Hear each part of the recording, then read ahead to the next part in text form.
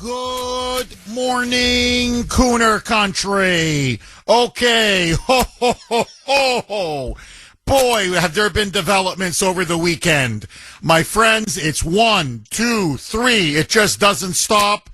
Democrats now under either criminal investigation or they have been actually indicted, and there's still so much more to come in the next 24 to 48 hours. So the big bombshell obviously was dropped on Friday, in which the Department of Justice, led by Pam Bondi, now has made it official. New York's Attorney General, Leticia, she likes to go by Tish, Leticia Tish James, is now under a grand jury criminal investigation.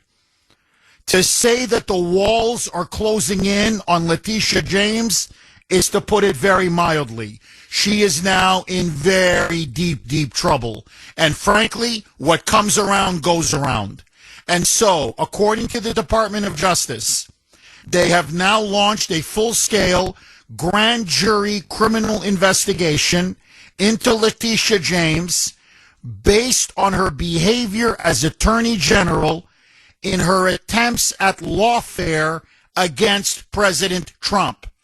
If you remember, it was Leticia James, along with Alvin Bragg, all of them working together, coordinating with Merrick Garland and Joey and the Joe Biden White House in order to destroy and take out President Trump in the lead up to the 2024 presidential election. They wanted to block him. They wanted to stop him. They wanted to prevent him from being able to run in 2024 at all cost and at any price, even if it meant blatantly breaking the law and abusing their power. And of course, that's exactly what they did. If you remember, Leticia James sicked Alvin Bragg and her cronies to go after Trump on literally bogus, made-up charges. Something that had never happened before in the history of the state of New York, in which she went after Trump, if you remember, for quote-unquote overinflating his real estate holdings. That's what they wanted to get him on. That he overinflated them, even though no company complained, no bank complained. There was no, as they say, injured party. There was literally no victim. There was no victim whatsoever. In fact, it led Trump to paying even more in taxes to the state of New York. Okay? So not only was there no victim, and by the way, all the banks said he paid back all of his loans, and in fact, they would love to do business with him again. So here you had a perfectly innocent man who ended up putting even more money into the coffers of New York. And yet they went after him on alleged bookkeeping, according to them, bookkeeping issues. And they hit him with a $454 billion with a B civil fraud case, trying to bankrupt Trump in order to prevent him from being able to run in 2024 and try to stamp felon on his forehead. It blew up in their face. And as I said on X, now the hunter is the hunted. The DOJ is now investigating, and I'm telling you, they have her dead to rights. There's no question. She even indicted herself. She hung herself with her own words, and I'll get to this in a second. But the Department of Justice is now engaging in an investigation on allegations of quote unquote, it's called deprivation of rights, which is a serious crime under federal law, under the Constitution. In a nutshell, as a public official, you cannot abuse your office to go after someone for the sake of going after someone. And it doesn't just apply to politicians. It applies to police officers. It applies to judges. It applies to district attorneys. In other words, if you hold an office of power or authority, you cannot just simply use your office as a vendetta to destroy somebody by stretching the law, breaking the law, going beyond the boundaries of the law, just to harass, persecute, and destroy an individual. And that is exactly what she did. This is exactly what Leticia James did. In fact, as she was running to be Attorney General, she openly promised voters, I'm going to get Trump. No matter what, I'm going to get Trump. She didn't have any evidence. She couldn't name a specific crime. But she promised her voters, you get me in as AG, and I will get his scalp come hell or high water. As Beria famously said, that was Stalin's right-hand man, show me the man, and I'll show you the crime. In other words, you want to get somebody, we'll make up a crime to get him. Here is now Leticia James, in her own words. She cannot run from them now. Roll cut 30. Mike. And what would you say to people who say, oh, I'm not going to bother to register to vote because my voice doesn't make a difference, or I'm just one person? I say one name, Donald Trump. That should motivate you. Get off your ass and vote. Will you sue him for us? Oh, we're going to definitely sue him. We're going to be a real pain in the ass. He's going to know my name personally. I love it. He probably does already. Yeah? I mean, look at that. Even with the evil laugh. It's like, honestly, a character out of a movie. A villain out of a movie. We're going to sue his ass. He's going to know my name. Oh, he'll know my name. Ha, ha, ha. Sue him for what? Notice she can't even tell you what she's going to sue him for. Basically, I'll get him. All you got to do is vote me in, and I will make something up, and I will get him. And that's exactly what she did.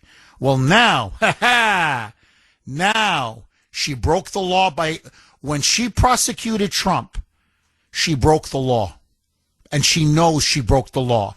This was textbook lawfare. She targeted Trump not because he was guilty, not because he committed any crimes. No, she targeted Trump to destroy him from running for the election in 2024. This was the grossest abuse of power a public official could engage in, and she deprived Trump of his fundamental constitutional rights. Now, remember this slogan as well. She and her people and the Democrat media echoed it again and again and again. And now that slogan is going to legally and politically hang her. Roll cut 32, a Mike. No one is above the law. There you go. They said it over and over again. Well, you know what, Leticia James? Now no one is above the law. And now with this criminal investigation, she is staring, forget some big massive fine. She is now staring at the loss of her position as AG, the loss of her pension, and yes, years and years in prison. On top of that, so you've got the Department of Justice now barreling down Leticia James. On top of that, in Virginia, there is a separate investigation going on of Leticia James. We talked about this several months ago. It is now getting closer and closer to official charges being filed for mortgage fraud. So this woman who went after Trump allegedly for bookkeeping and for inflating the values of his assets and of his real estate holdings, she went down to Norfolk, Virginia, and bought a property there, claiming it on her mortgage and bank loan applications, that it was her quote-unquote primary residence, when in fact she had another property in New York, which she also claimed as her quote-unquote primary residence. While the Norfolk home, by the way, turned out to be a rental property. In other words, She committed textbook mortgage fraud to steal money from a bank to get more favorable loan terms to line her pockets. So she's in big trouble over mortgage fraud, and she's in massive trouble now for her lawfare against Trump. Either way now, as I said in the beginning, and I want to repeat it, the hunter has now become the hunted. But she's not the only one. Democrats, left, right, and center are not just being now investigated for obvious crimes. Some are even now being arrested and charged. It is now the end of the Democrats' rule, not just in New York, but across the country. Their crimes have caught up to them. And Trump now is squeezing them and squeezing them and squeezing them. 617-266-6868 is the number.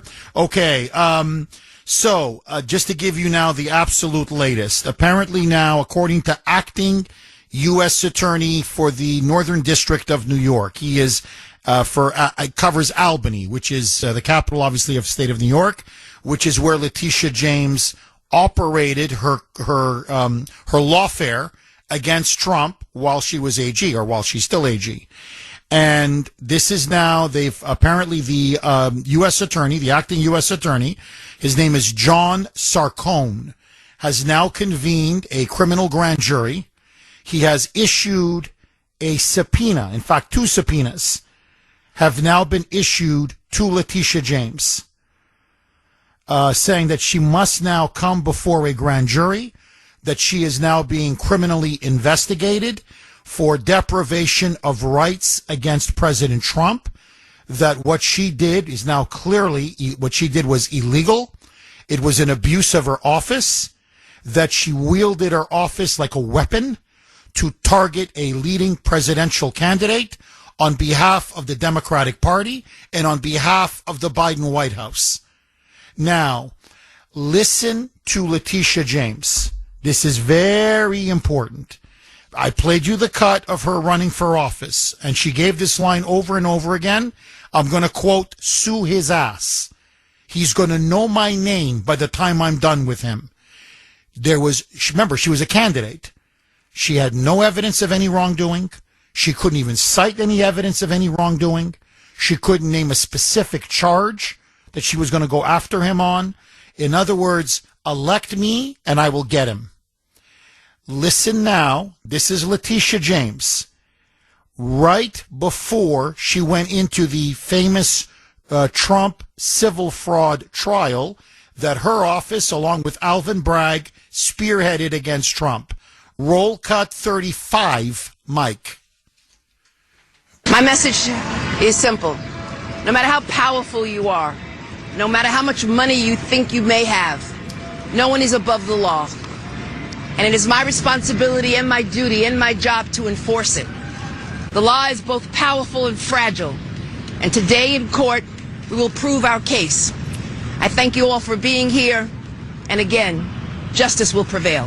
Thank you. Now, they went judge shopping, and they went to the most partisan Democrat area in the country. Think about that. In the country. You're saying, well, Jeff, I thought Boston was. Nope. I thought Cambridge was, for God's sake. Nope. So they went right there into Manhattan. Right there. I mean, it's it's almost 100-0. Literally 100-0 that voted against Trump and voted for Joey in 2020. Okay?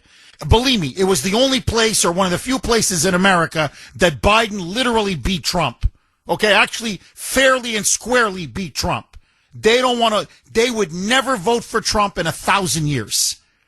She put up a very partisan anti-Trump jury, and they were going to indict, and they were going to find him guilty no matter. They would have found him guilty for the assassination of Abraham Lincoln.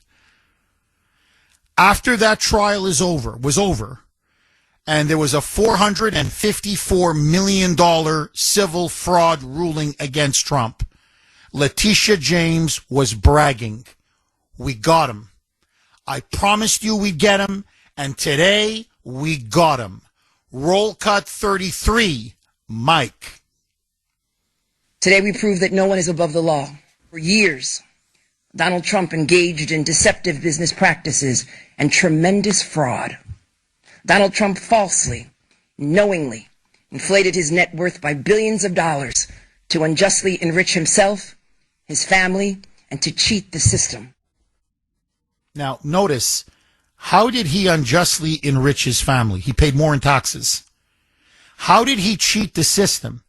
This was the point that no critic of Trump could ever answer this. What bank lost money? What company lost money? As I said, he paid more in taxes, so the government got more money. What individual ever was defrauded by Trump? They couldn't find, in other words, they couldn't find a single victim.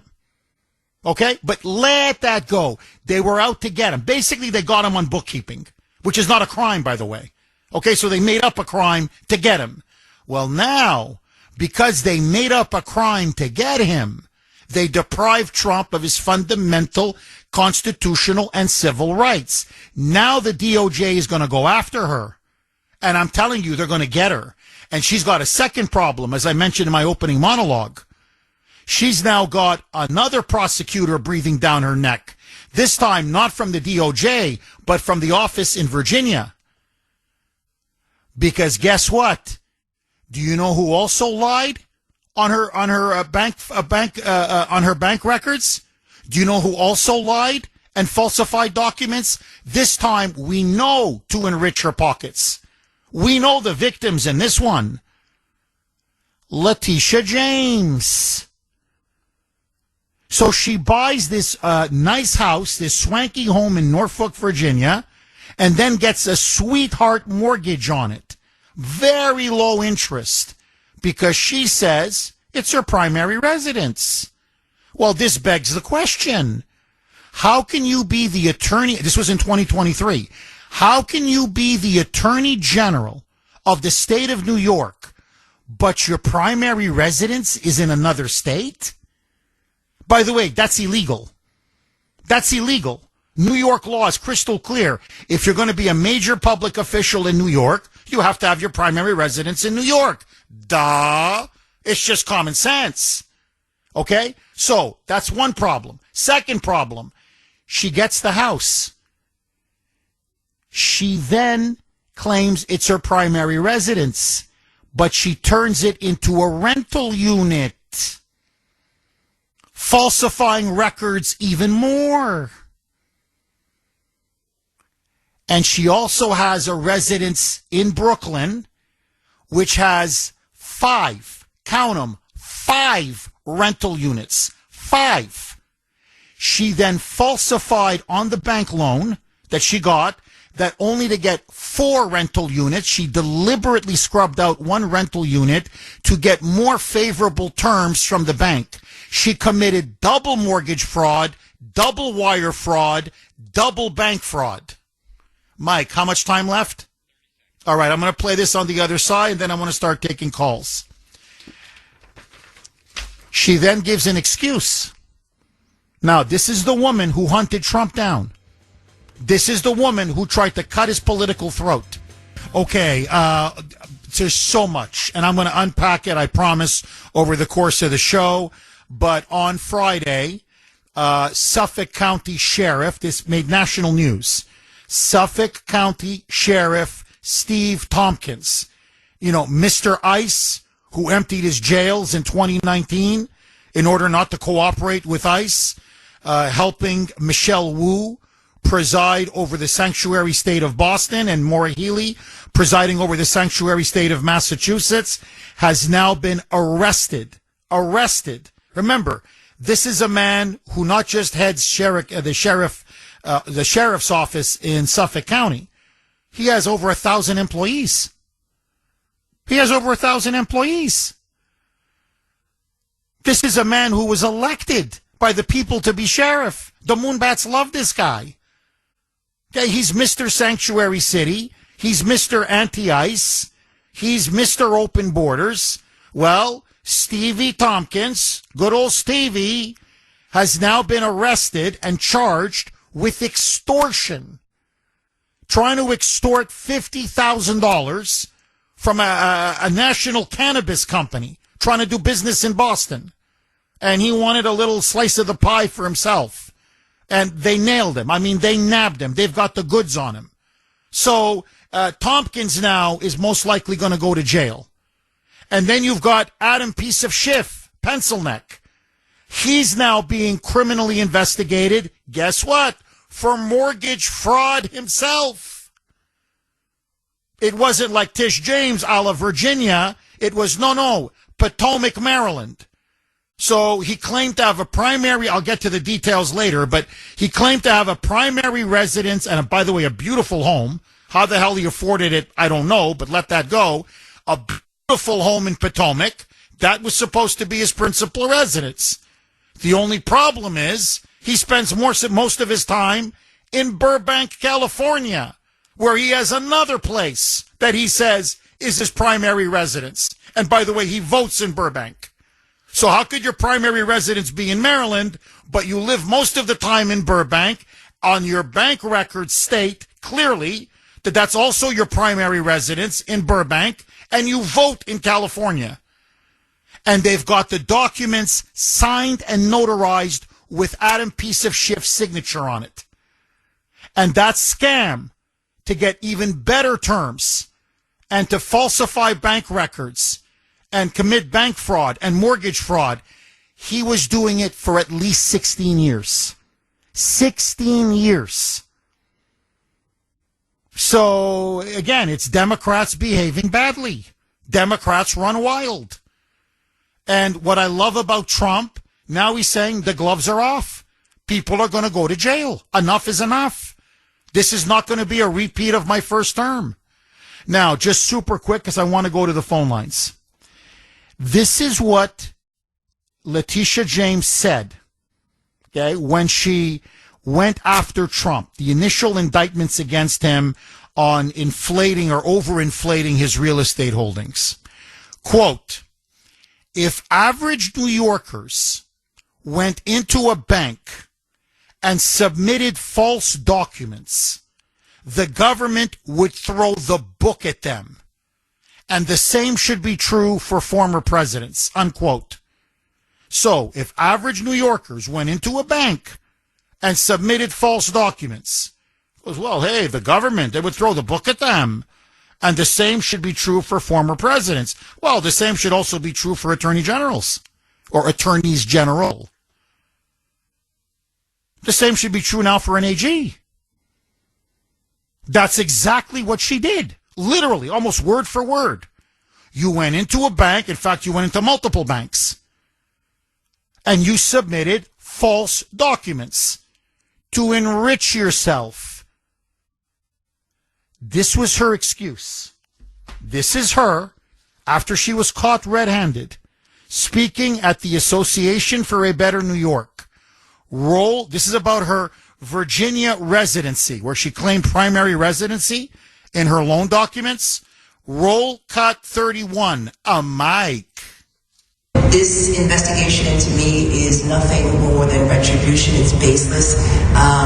It has to do with the fact that on a power of attorney, I mistakenly indicated that I was a state of Virginia, but prior to that, I had indicated to the mortgage broker that, in fact, in bold cap letters, that I am not a resident of Virginia and never will be. And in the mortgage application, I indicated that I would not live in Virginia and I was not a resident. They just took the power of attorney and they're using that as a basis for enforcement for their investigation, when in reality, power of attorney was never used to determine my eligibility for a mortgage for my niece for a home in the state of Virginia. My niece who has children, and because I'm a good aunt, I wanted her to have a home. Right, it's about the children. Notice it's blah, blah, blah. They misunderstood this. They misunderstood that. I claimed this. And it was for my niece. And my niece has children. No, it wasn't for your niece. It was to line your pockets. And no, you didn't claim you were not a resident of Virginia in other papers.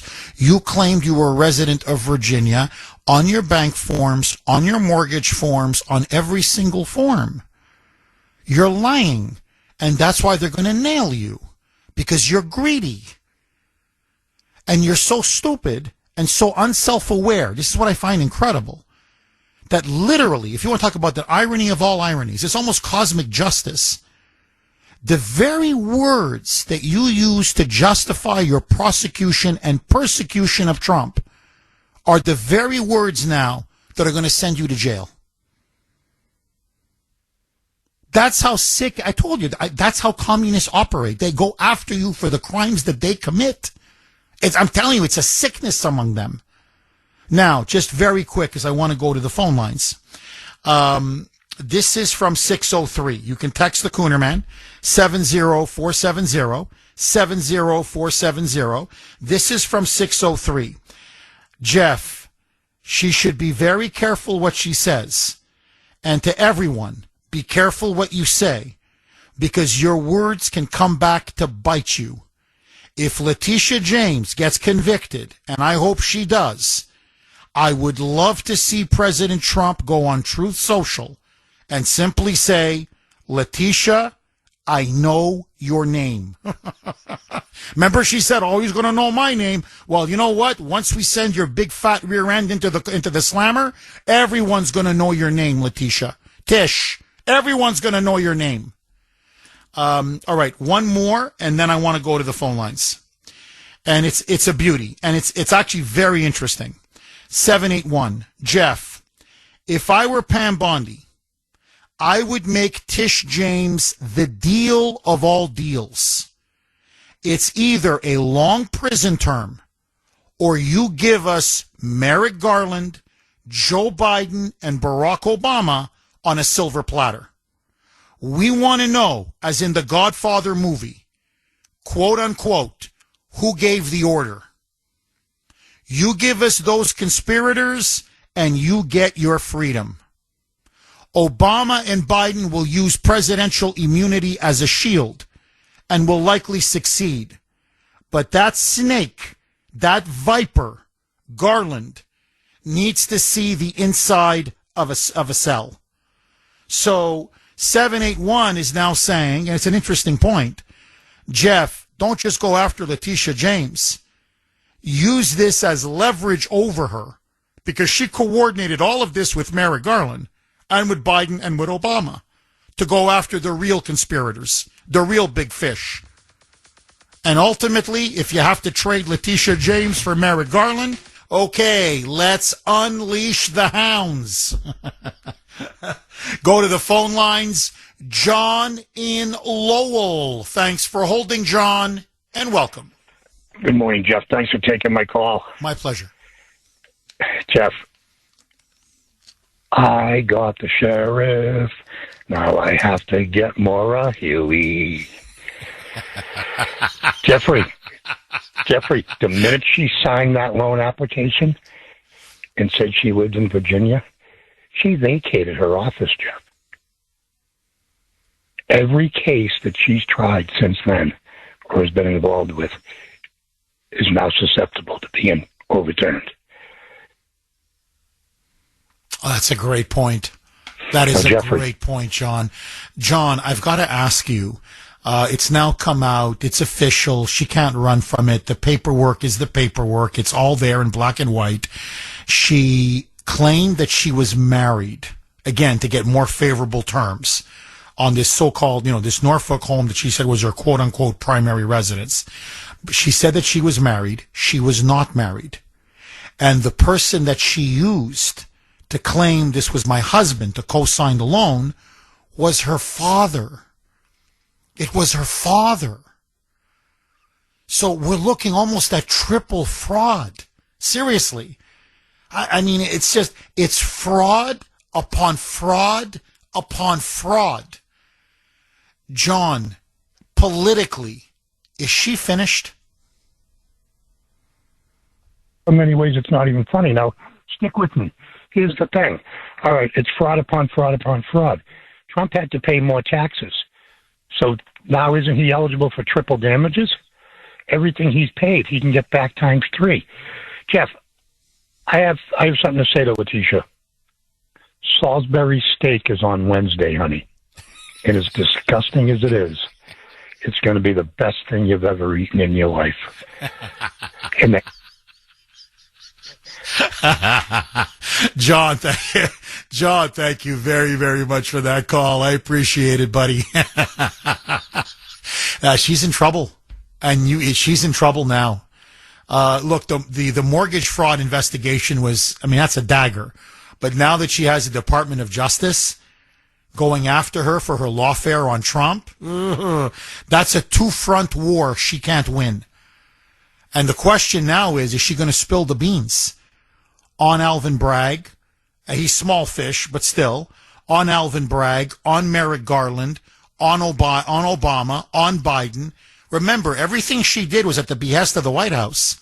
When she went after Trump, she and Alvin Bragg went up and met with White House officials, not once, not twice, but 3 or 4 times. So this was part of a larger political conspiracy. I'm using the word conspiracy in its original meaning. Not conspiracy theory, but literally where a group of people get together to conspire to destroy someone. That's what she was engaged in. So she's in trouble, and the whole old guard of the Biden regime are in big trouble. The question I have for you is, the audience is great audience, for all of you listening, do you think she will ever see bars? Will she ever be put in an orange jumpsuit, the Attorney General of New York, and put behind bars? That is now the question. 617-266-6868. Sal in Worcester. Thanks for holding, Sal, and welcome. Hey, good morning, Jeff. How was your weekend? Very good. The kids. they run me, Sal.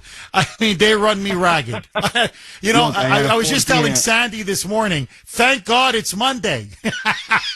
I'm like, I can rest. I love them. I'm just teasing, but they do keep me busy, Sal. But go ahead. Thank you for asking. Go ahead, Sal. You're welcome. Same here. Working protects you from the damages that you would cause to yourself by not working because you spend money. So I welcome Mondays. Anyway, so I don't want to take too much time. Personally, I believe, first of all, I appreciate that you corrected yourself. Earlier, you said $454 billion. Trump doesn't have that money anyway. It's 454. So, because you know what? Your audience, I believe, we're kind of sort of educated, unlike the brainwashed, with Trump syndrome, derangement Democrats. And so we want to keep it that way. So I appreciate you corrected yourself. Earlier. So on Leticia James, look, politics is the dirtiest job, yet very honorable if done honestly, but they're like diapers. They're always dirty and they need to be changed very, very frequently. Having said that, I don't believe she's going to see an orange jumpsuit. She's going to be destroyed politically. She's going to lose her job.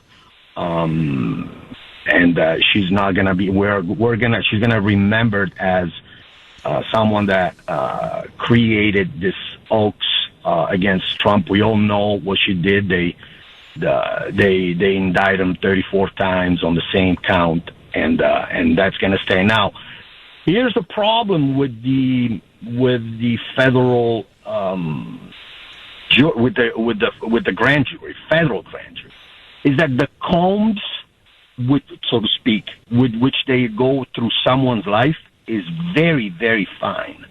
And I deeply believe that she's a dishonest person. So these combs will go through her life in a way that no other jury would go. This is a federal grand jury. So she's going to be completely destroyed. She's going to be totally forgotten. Trump is going to be the case is going to be dismissed on appeal. Another one who's going to pay the consequences, because these people think that Americans are stupid. We're not. Like, you can have multiple citizenships. Like I have a dual citizenship. You can have multiple domiciles. You got money, God bless. You can buy houses in any country that is recognized by the United States government. What you can't have in multiple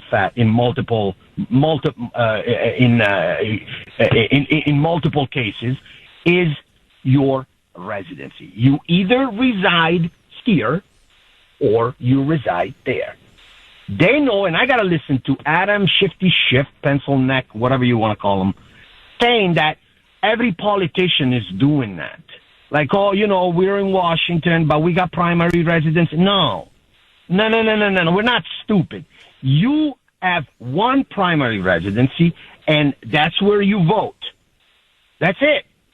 So you can't claim primary residency in California while at the same time you're using the bank system to get favorable rate on a residency that it's not your primary residency. Bingo. And again, and I'll conclude.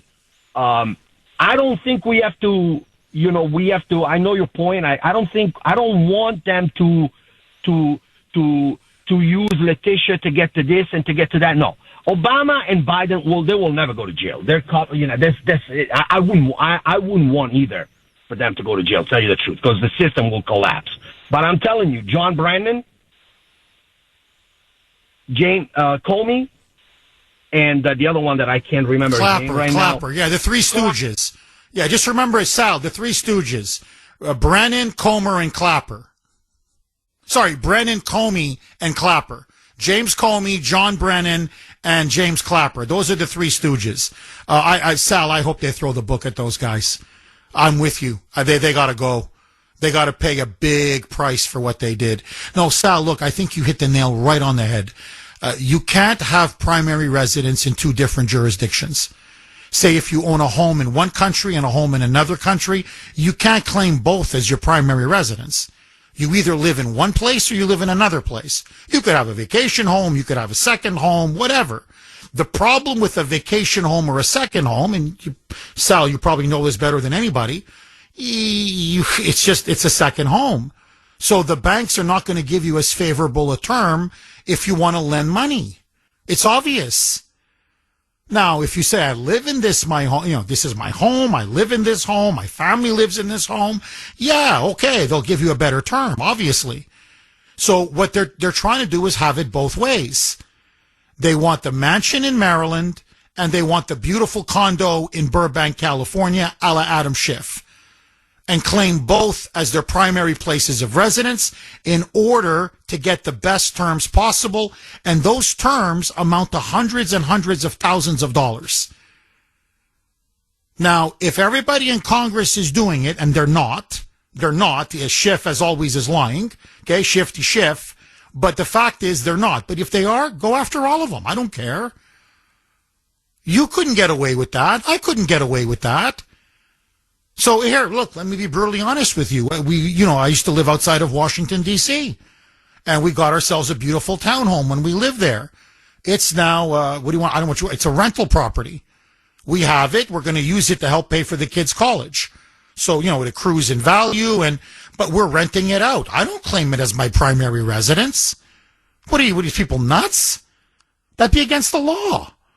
This house that that I live in Massachusetts is my primary residence. That's a rental property, period. I don't lie to the banks. I don't lie to them to get more money or line my pockets. So if I couldn't get away with it, why should they get away with it? So, and it goes to the heart of the issue. And Sal, you're right. Politically, she's going to be destroyed. And I think legally now, this was a $454 million judgment against Trump. Okay, not with a B, with an M, forgive me. $454 million judgment, okay, against the Trumpster. They wanted to bankrupt him. The moment now she is politically destroyed. And we can clearly see now that she's on the ropes. It's gonna destroy the case against Trump, especially the DOJ investigation, because the entire basis of the investigation into Trump, the entire case against Trump, was predicated on a massive lie that Trump did anything wrong.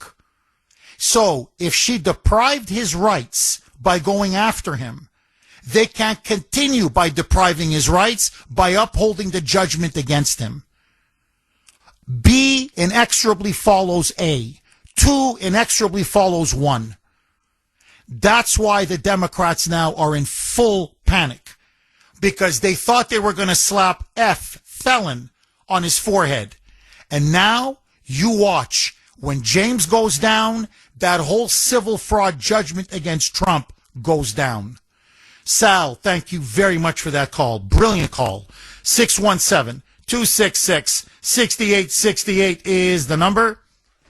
Bruce in Woburn. Thanks for holding, Bruce, and welcome.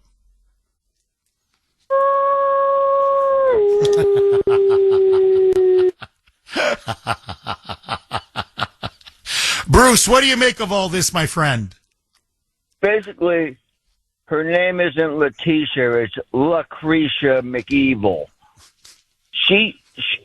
Trump, he should, file defamation of character for one on all of these SOBs, on Combe, on the Three Stooges, her, and I believe, everybody had their doubts about Tam Bondi and all the above that's on Trump's giddy up. They're gonna kick butt and take names. And do you know what my name? You gotta know who I am. Yeah, we know who you are. You're a communist, lying little DB, and you are not gonna see jail time. I don't think she'll see jail time, but her career is ruined, Jeff, and I love it. I love it. Because, for one, not that she lied, but she basically perjured herself by... It's just... Look what the commies do. This is what they're out for, Jeff. You don't lie. I don't lie. Kuhner country is the only thing that's truthful as far as real news, not fake news. So everything's lies and fake. Well, look, Bruce, just to jump off of what you're saying, you're completely right. You don't lie on your bank applications. I know you don't. 99.9999999% of this audience, I'm telling you, doesn't lie on their bank applications. We just don't do that. And, we don't make the kind of money. I mean, there's some rich people in the audience, obviously. But on the whole, we don't make the kind of money these people are making. They're stealing left, right, and center. It's disgusting. Again, I'm going to get to Adam Schiff very soon. Look, the question I have about Adam Schiff is, where'd you get the money? You got to see this home he's got in Maryland. Holy shamoli. That thing, that's not a home, that's a mansion. On a congressman's salary? I know he's a senator now, but for most of his career, he was a member of Congress, the member of the House. How the hell did you get the money for that? And then this swanky condo in Burbank, California? Again, very Tony area, high-end area. I'm like, how did this guy suddenly come into $10, $15, $20 million? How do you afford all this? And then the property taxes. I mean, I could go on and on and on. And they're so greedy. See, that's the thing, Bruce. They're so greedy. And my theory is that they're so used to lying all the time. They're like pathological, incorrigible liars. They're so used to lying all the time that after a while it becomes like breathing. And so they lie in a way that is so obvious that eventually they're going to get caught. It's sort of like a kleptomaniac. You know, you steal even when you don't need to steal. And it's like, no, don't steal that watch. You're going to get caught. Like, the camera is there. You're going to get caught in the department store. Like, don't be stupid. You just can't help it. Nah, I'm not going to get caught. I never get caught. Grabs the watch and then boom, they finally nab him. They so brazenly lied on their bank forms. Like, how do you think you're not going to get caught? Just to go back to Tish James. You claim your Virginia property as your primary residence. You then claim that you're married when you're not married. And then you put your father, your old man. I mean, how sick and twisted is this? The old man comes in and he signs as her husband. Ay, ay, ay. And you think you're not going to get caught? I mean, and that's the thing. They're so used to getting away with everything that they're so sloppy when it comes to hiding their crimes. And they lie so easily and so often and with such impunity that they don't realize eventually their lies, you know, you can ensnare yourself and, you know, what's the expression? What is it? What a tangled web we weave when at first we begin to deceive. Just a web of lies. And eventually you just get tangled up in them. You can't remember what you said one day to the next, to the next, to the next. Well, that's now Leticia James. And I'll tell you this, after this Department of Justice criminal grand jury, she's not talking smack anymore. Now, her big mouth, all of a sudden now, she's quiet. All of a sudden now, she's not talking so tough. Now she's got Abby Lowell, who was Hunter Biden's lawyer. He's a big gun for hire. And by the way, all of you, please, you got to stop. You have to hear this. You want to see how corrupt and dirty the Democrats are?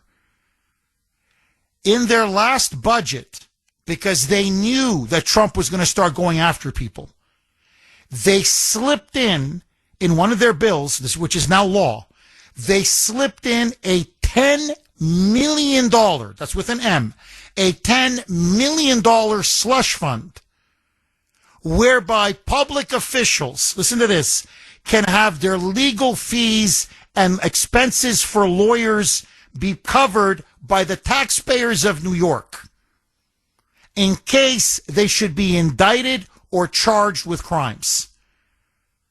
A $10 million slush fund that taxpayers of New York have to cough up. And guess what Leticia James now is going to be dipping into? That $10 million slush fund. How do you think she's paying for Abby Lowell? She can't afford Abby Lowell on her own.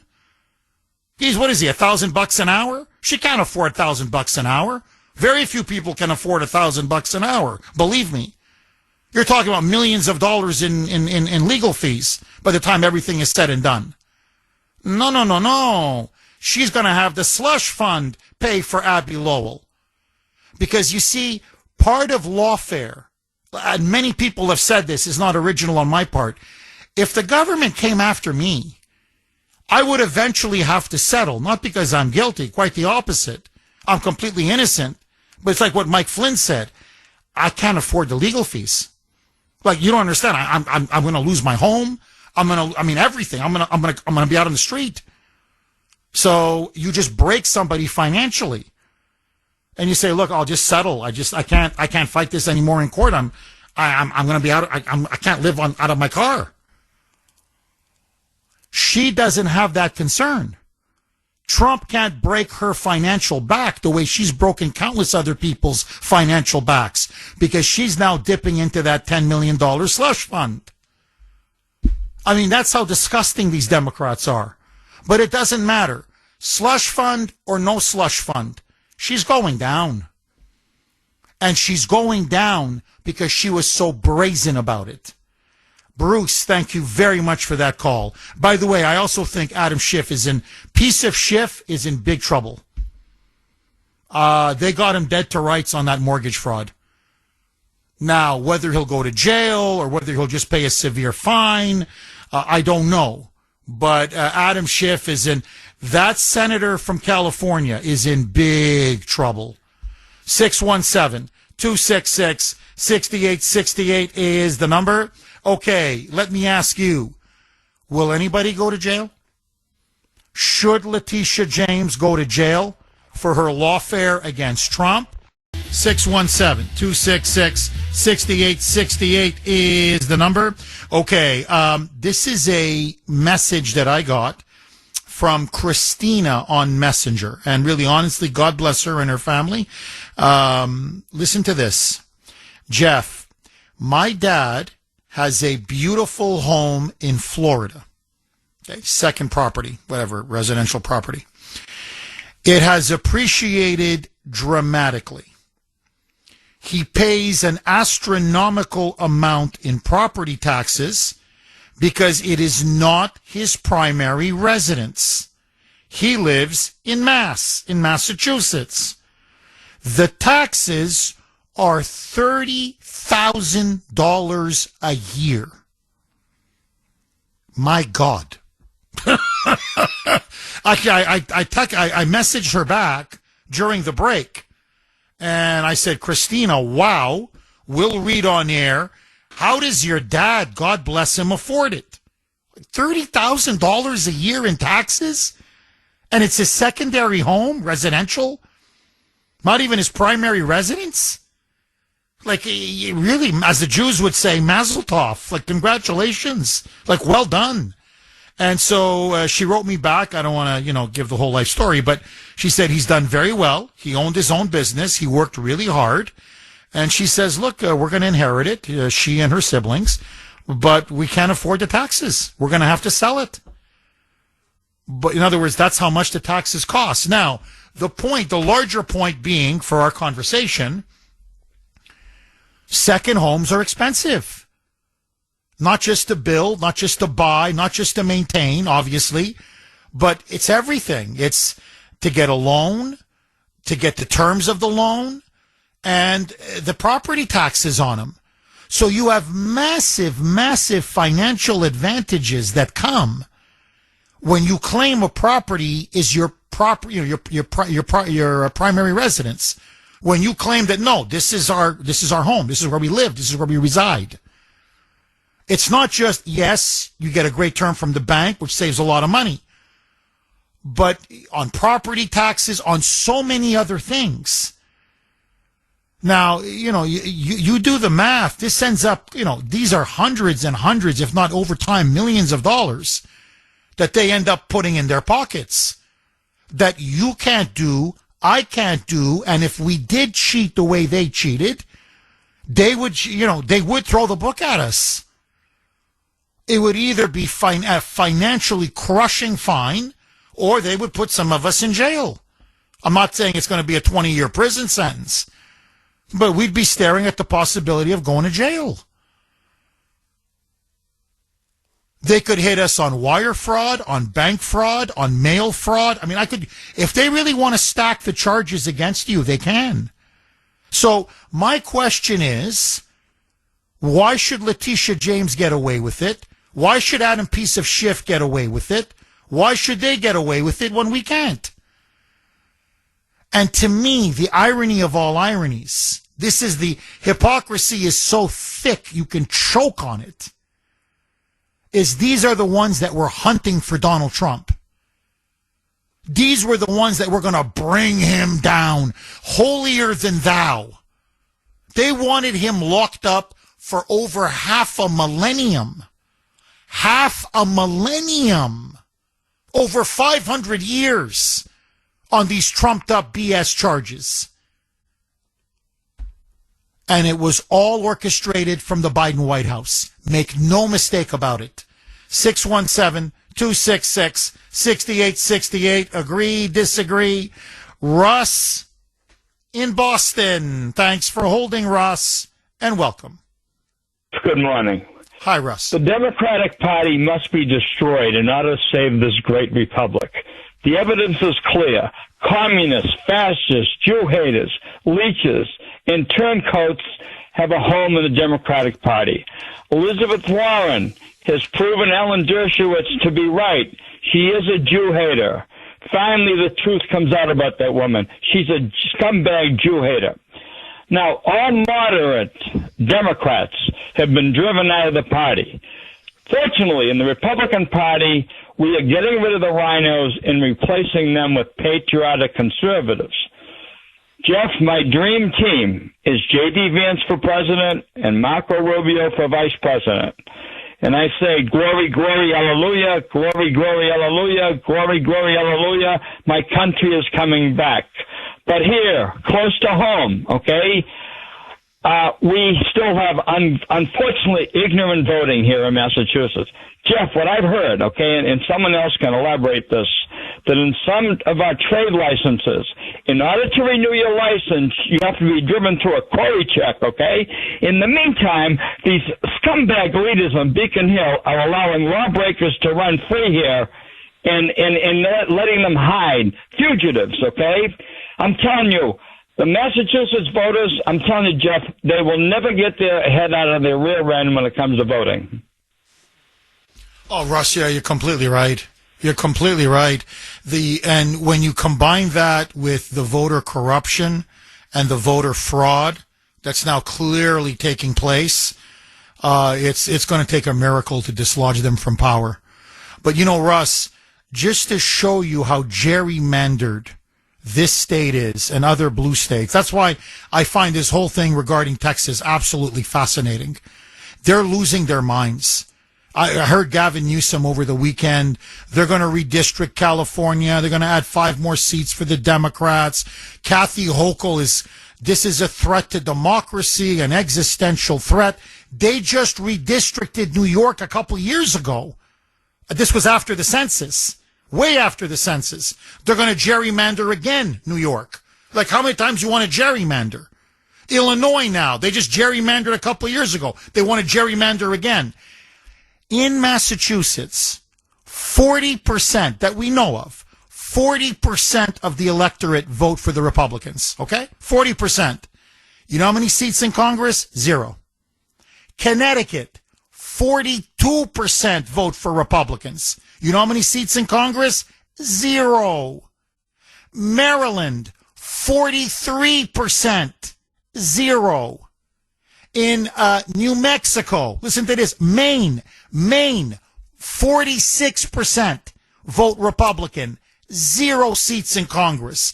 New Mexico, 46% Nevada, New Mexico, forgive me. New Mexico, 46% vote for Republicans, 0 seats in Congress. And they're losing their minds because Texas wants to make their representation more fair? Now, that's why we have a hard time winning in Massachusetts. Because they've gerrymandered not just the congressional map, they've gerrymandered the state political map. So they've got this thing rigged, Russ, 6 ways to Sunday. If it's not voter fraud, it's the gerrymandering. If it's not the gerrymandering, it's the machines. Susan in Cambridge. Thanks for holding, Susan, and welcome.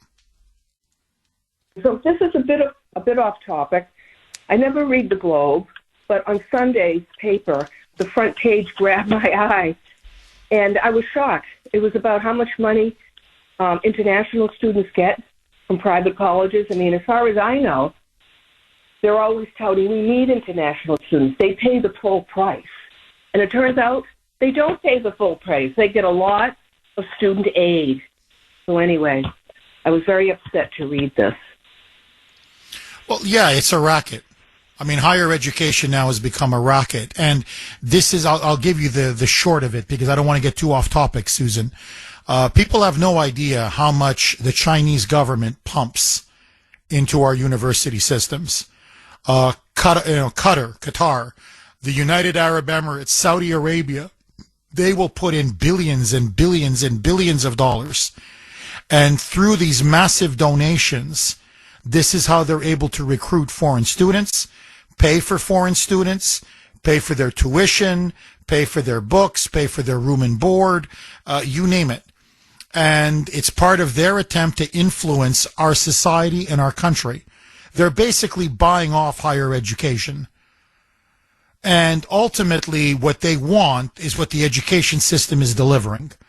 They want critical race theory to be taught, which is essentially cultural Marxism. They want diversity, equity, inclusion to be taught because this will divide and balkanize the United States. They want anti-Americanism, anti-capitalism to be taught because ultimately what they want is a future in which the AOCs of the world and the Jasmine Crockett's of the world and the Zoran Mamdanis of the world become the future presidents and vice presidents of the United States, because this will destroy us from within. China wants to destroy us from within. The Saudis, remember, people forget this about Saudi Arabia. I've never forgiven them for this. I'm shocked that I can't tell you every president since 9/11, including George W. Bush, turned a blind eye. Saudi Arabia was responsible for the 9/11 terrorist attacks. There's no question about it. Saudi intelligence, the Saudi royal family were behind. Remember, 15 of the 19 hijackers were literally Saudi nationals. But the 19 hijackers were trained by the Saudis, funded by the Saudis, promoted by the Saudis. So, and by the way, it's the Saudis that fund most of the madrasas, these radical religious schools all over the world, including here in the United States. So, to me, one of the reasons why I've always been pushing for energy independence, for many reasons, but one of the biggest reasons is to wean us off Saudi oil and to wean us off the Middle East and the Gulf sheiks, because they are very dangerous people who are spreading a cancerous ideology. I have never forgiven the Saudis, ever, for what they did to us. And again, I don't want to get too off topic, but Howard Lutnick, the Commerce Secretary, who, by the way, is a very smart man, lost his brother during the 9/11 Islamic terrorist attacks. The victims of the 9/11 families, the families of the 9/11 victims, forgive me, the families of the 9/11 victims, all they want, they don't want any money, they don't want any compensation, but they want a public acknowledgement and recognition of the role that Saudi Arabia and the Saudi royal family played on the 3,000 Americans who were slaughtered that day. And they're saying it doesn't matter if it's George W. Bush, if it's Obama, if it's Joe Biden, it doesn't matter. They go, nobody wants to listen to us. And they're hoping that Lutnick, because he lost a brother, will use his influence with Trump to have him look at the books, look at the intelligence, and see that Saudi Arabia played a pivotal role. They were the Japan of the Pearl Harbor. In other words, what Japan was to Pearl Harbor, that's what Saudi Arabia was to 9/11. Except because the Saudis wield so much influence and throw around so much money. They own the Republican establishment. They own the Democrat establishment. They own massive, successive presidencies. I can't tell you. The Bush family is completely financed by the Saudis. The Cheney family is owned lock, stock, and barrel by the Saudis. The Obamas, my God, how much money Obama's gotten from Saudi Arabia. And our universities, which you're talking about, they're swimming, and they go for the big universities. Harvard, MIT, Brown, Columbia. It's no accident that those universities that are seeing this explosion in anti-Semitism and anti-Americanism and this pro-Hamas, pro-Palestinian hatred that you see now erupting on campuses, all funded by the Saudis. Now, Qatar as well, United Arab Emirates as well, Kuwait as well, even though we liberated them from Saddam, but they're like the junior partners, right? That's the key partner. It's sort of like China has allies, North Korea, Iran, but China's the mother one. Saudi Arabia is the mother one, and then you have others that join them and allied with them. So yes, there's Qatar money. Yes, there's United Arab Emirates money, no question. But the big one is Saudi Arabia. And so that's what pays for the students. And by the way, these foreign students come and they cause trouble on campuses. You know, this guy Mahmoud Khalil, who the left is now lionized as a saint. He's a pro-Hamas Jew hater and an anti-American hater on top of it all. So they are there to destroy America. They're the fifth column within. And I got to say this, Susan, and you know how much I love this country. Okay, you can't love a country more than what I love the United States of America. And I'm not original in saying this. If we do go down, I don't believe we will. I think Trump is going to save us. I think that's the meaning, the historic meaning of the Trump presidency. But if we do go down, like the Roman Empire, for example, or the British Empire, money. If Americans have a sin, a deadly sin, I'm not saying you, me, or this audience. I'm talking about Americans as a whole, especially our leadership, the ruling class. My God, they love money. It's the sin of greed. It's greed. It's not lust. I'm not saying there aren't sexual scandals, but there are other deadly sins. It's greed. The almighty buck. How they're willing to sell their country down the river for money. It's just everybody is for sale. And again, it goes back to what we're talking about with Leticia James and Adam Schiff. And I mean, look at this. They're going to destroy their political careers, maybe even land in jail. Over what? I mean, hundreds, okay, it's several $100,000. It's not peanuts, but still, it's not as if they were, oh my God, they saw $50 million and they grabbed it. Overall, I mean, it's several $100,000. It's not worth committing political hiri-kiri. It's not worth destroying yourself politically. The greed. It's just they're so damn greedy. Like they're greedy for every dollar, every cut, any corner, every corner. Look at Pelosi. Pelosi now, this was huge over the weekend. The media is trying to bury it. Trump has now finally come out and said she is worth over $450 million. The Pelosi family. $450 million. Through insider trading with her husband, Paul Pelosi. She has been more accurate than any hedge fund in the world with the stock tips and the stock trading. These guys are paid to know the stock market. Not in America, in the world. Okay, just super quick, because I want to go back to the phone lines. But I just want to give you a taste.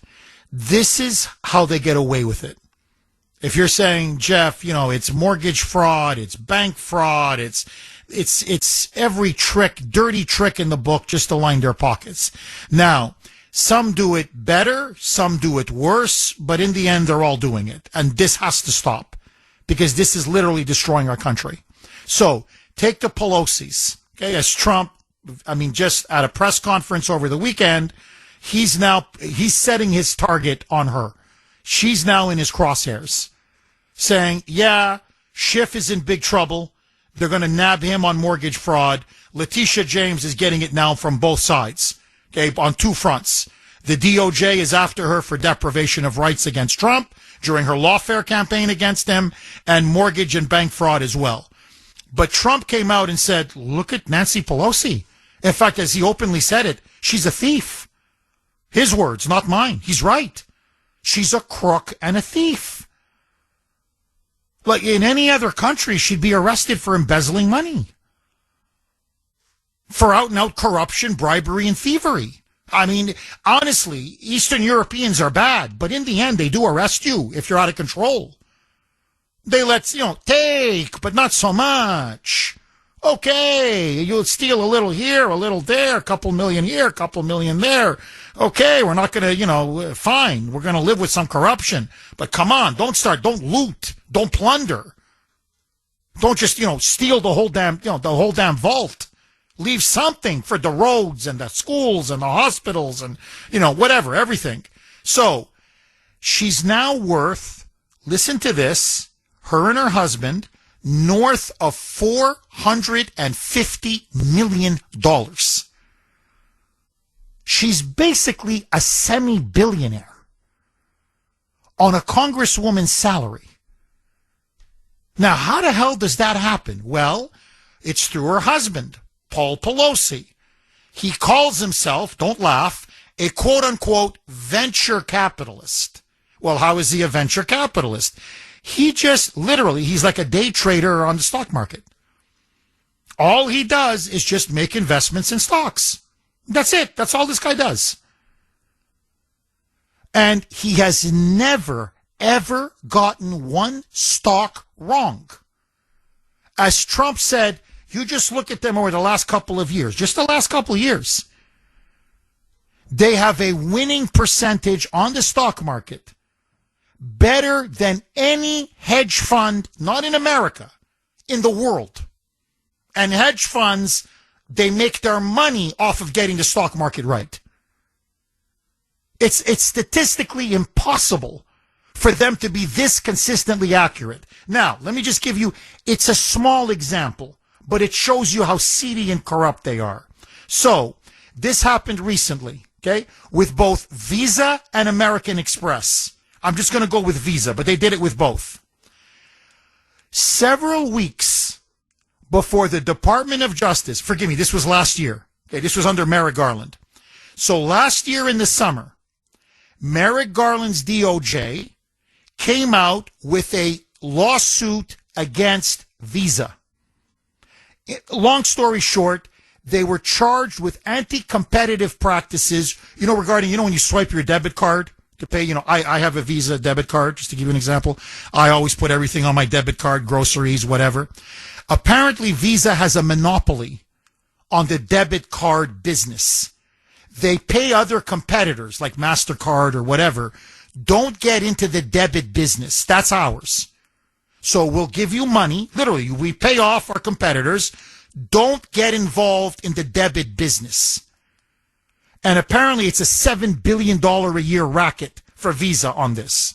So the DOJ said these are anti-competitive practices, frankly, which they are. These violate antitrust laws, which they do, competitive antitrust laws, which they do. And we're launching now a big lawsuit against Visa. Visa ended up settling.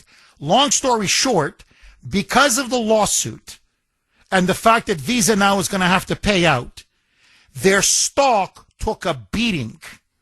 Their stock dropped substantially. Now, nobody on Wall Street saw this coming. Nobody in the hedge fund world. Nobody saw this coming. So if you're holding Visa stock, you lost a little bit of money. Now, over time, you'll make it back, but people don't want to lose money in the short term. You know who didn't lose money? Take a guess. Nancy and Paul Pelosi. Several weeks before the official announcement was made by the Department of Justice that they were going to come out and sue Visa, Paul Pelosi dumped over 2,000 Visa shares that he owned. And it came to about minimum $500,000 to up to $1 million. They don't know exactly how much, but at a minimum, he saved himself and Nancy between $500,000 and $1 million. And he was the only guy who saw this coming. It's like, what a coincidence. What timing? What timing? He sold the stock because he had insider knowledge, which is illegal, from the DOJ and Merrick Garland. Hey, Nancy, just to give you a heads up, if you got stock in Visa, I would sell. Because, man, we're coming out with a huge lawsuit, and, man, their stock is going to drop like a stone. Now, when confronted by this is the game that they play in Washington, okay? Like a bunch of thieves. Everybody's playing stupid. This is what her office said, Pelosi's office. That the Congresswoman, Pelosi, Nancy Pelosi, quote, does not own any stocks, unquote. And that all the money moves in the family are made by her husband, Paul. And as required by law, hey, we're just abiding by the law. She then disclosed his trades to Congress. What's called these periodic transaction reports. In other words, hey, I did nothing wrong. I don't own any stock. I did nothing with Visa. And, this is all my husband. What Paul does, I don't know. And, of course, he made these stocks, and by law, I reported, yes, my husband made these moves on the stock market. My hands are clean. You can't touch me. So how did Paul know? Because you told him. It's obvious you told him. What are we, stupid? By the way, the same thing last year with American Express. Almost identical. A different reason, but they were being sued as well by the DOJ. Guess what? Their stock went down as well. Guess what? Who sold weeks in advance? Millions of dollars in stock. Paul Pelosi. It's just incredible, isn't it? That's how they steal.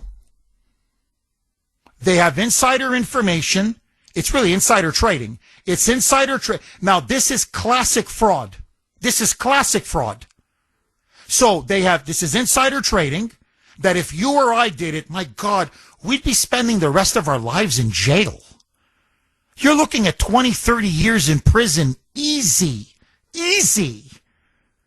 Because you're rigging the entire system. And you're stealing. This is theft. This is theft. It's unfair. You're not supposed to know what the DOJ is going to do, and which will affect the price of a stock. And if you do, you're cheating. Anyway, she's a crook. Now, that's how the Bidens operated. And that's how they all operate. Notice, Joe Biden never took a check. It's Hunter. It wasn't me. It was my son. It's my son. Nothing to do with me. This is business. It's my brother Jimmy. It's my brother Frankie. It's my sister. It's always a family member. It's never them. That's how they evade everything. And Trump is now saying, no, you follow the money and you will see. Anytime there was something inserted in a bill, Paul Pelosi made a trade. Anytime there was a tip from the DOJ, Paul made a trade, Paul Pelosi. That's how you get to $454 million. And by the way, he's got a record of practically 100%, which I told you. Ask anybody who invests in Wall Street, okay, is a stock trader. Ask anybody who invests in stocks. Nobody has a 100% record. It's impossible. It's impossible. I'm telling you, it's impossible. It is statistically impossible. Now, as Trump says, you investigate and you're going to find she's dirty as sin. She's guilty as sin. Now, whether the DOJ will, whether Pam Bondi will, we shall see. But this is what I'm talking about when I say they're selling our country down the river.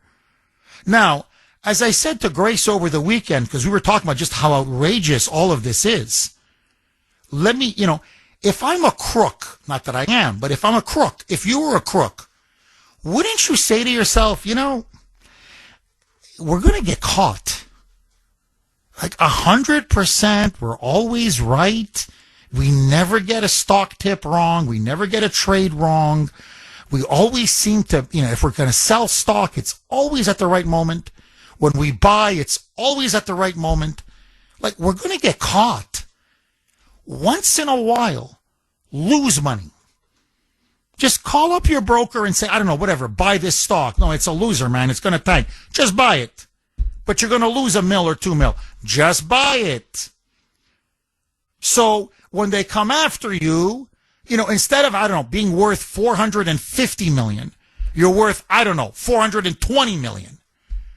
And you turn around and say, well, no, I'm not 100% right. No, hey, look, I bought that stock. Hey, that was a loser. Hey, look, I was an idiot. I believed in this.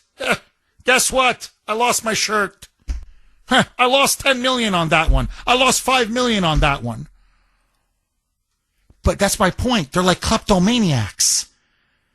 They're so greedy. Greedy. Every freaking cent, every dollar. Steal, steal, steal, steal. Like Adam Schiff on the mortgage fraud.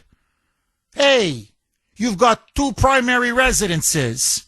One in Potomac, a mansion that you claim is your primary residence, which you then got a sweetheart loan on. Okay, really low interest rates.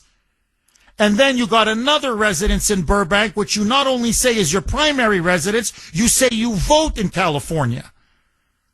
So, by the way, again, sweetheart deal from the bank.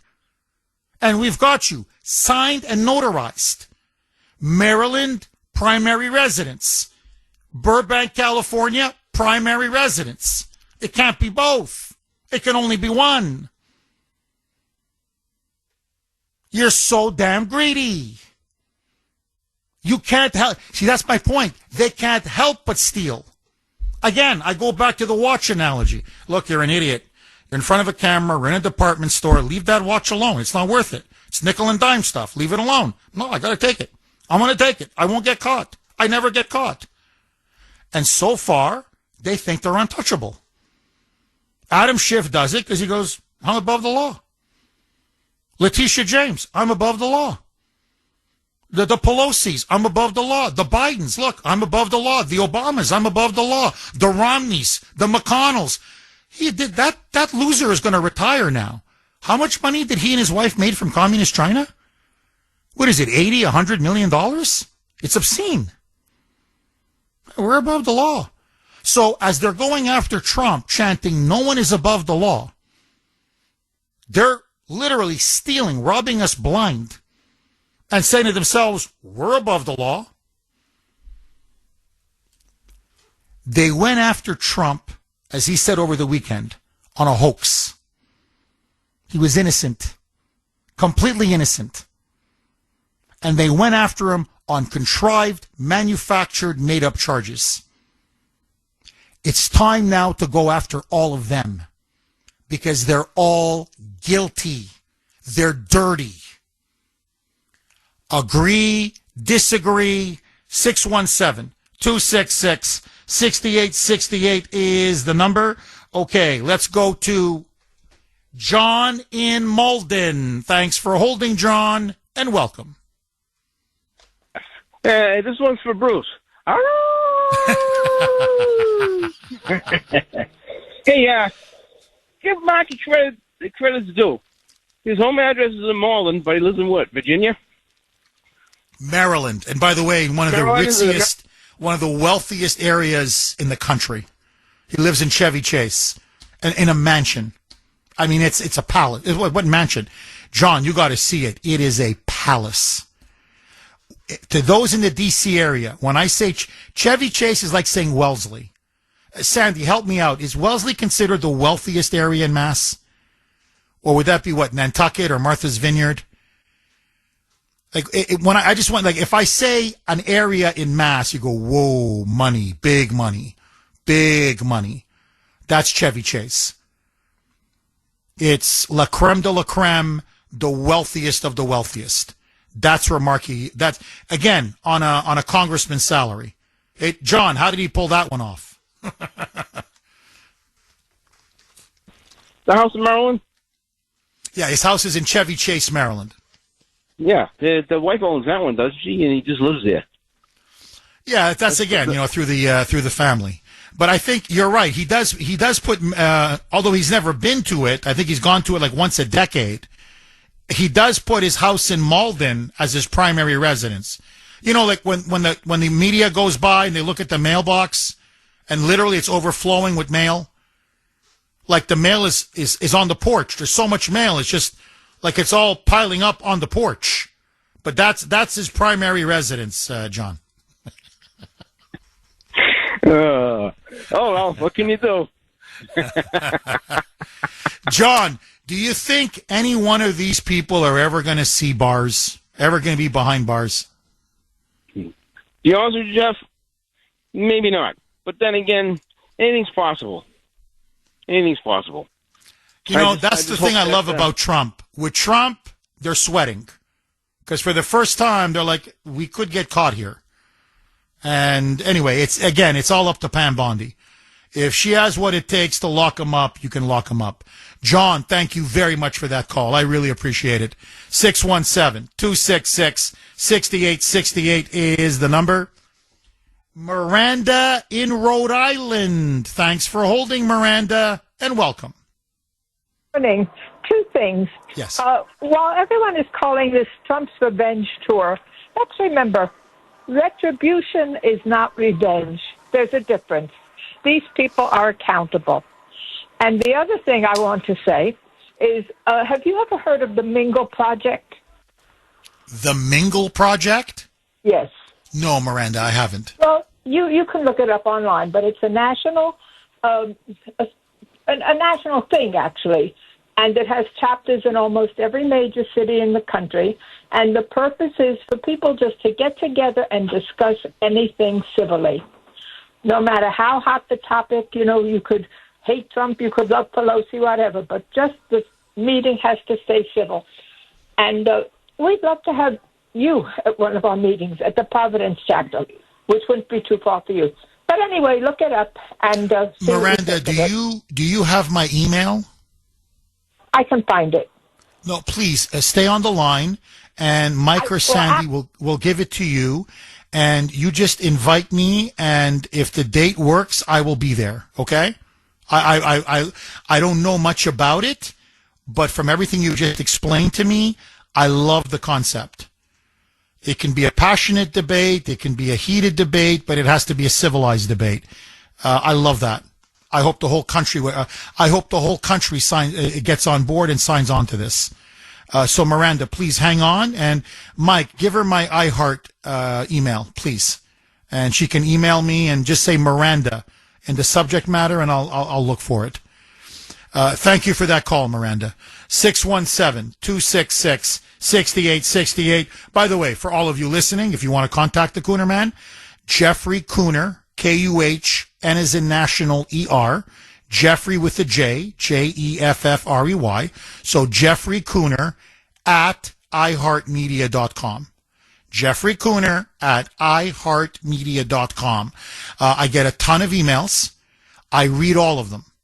I don't have time to respond to most of them because there's so many of them that come in, but I do read every single one of them. That I give you my word. 617-266-6868. Dave in the great state of Pennsylvania. Is this our Western PA correspondent? Thanks so much. Go ahead, Dave.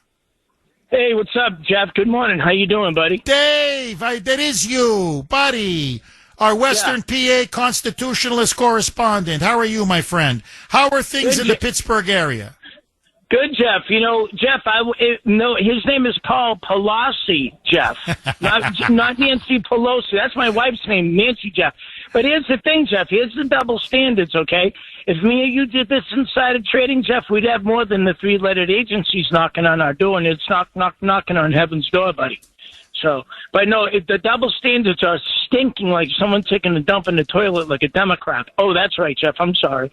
But anyways, Jeff, isn't this just smell of double standards, bro? Like I said, if me or you did this, we'd be in the can, buddy. Well, Dave, here, look, let's just put our cards on the table. Say you had $500,000 or $1 million worth of stock in Visa. Okay, just for this sake. And by the way, that shows you how wealthy they are. I mean, they got a million in Visa, several million in American Express. They got stocks everywhere. And you're like, all of this on her salary? Right. Anyway, you have $1 million in Visa stock. Yet, you're the only one.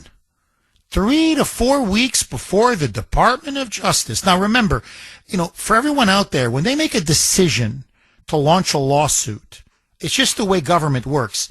It's not overnight. It's not as if, we decide on Monday and then we sue on Tuesday. You got to get everybody to get on board. You got to get your ducks in a row. You got to appoint the attorney, the prosecutor. Okay, let's go right back to Dave, our Western PA constitutionalist correspondent. Dave, just very quickly, because I want to go right back to you. Say you had $1 million in Visa stock, okay, the way the Pelosi's did. Now, this was you. It wasn't, your name was not Pelosi, or you weren't the husband, or, by the way, it's also the son. Paul Pelosi does a lot of the financial transactions, but so does the son. So she spreads it around. It's like a family. It's like the Bidens. It's like a family business. Anyway, you know, so you have $1 million worth of Visa stock, and then 3 to 4 weeks before the Department of Justice makes its official announcement that it's launching this massive lawsuit against Visa, which is going to hurt it's going to hurt its share value. There's no question. And you're going to lose money. You're going to lose a lot of money. You're going to lose hundreds and hundreds and hundreds of thousands of dollars. But suddenly, Dave, you're the only one that anticipates that this is going to happen. I'm telling you, the Securities and Exchange Commission would notice that trade immediately.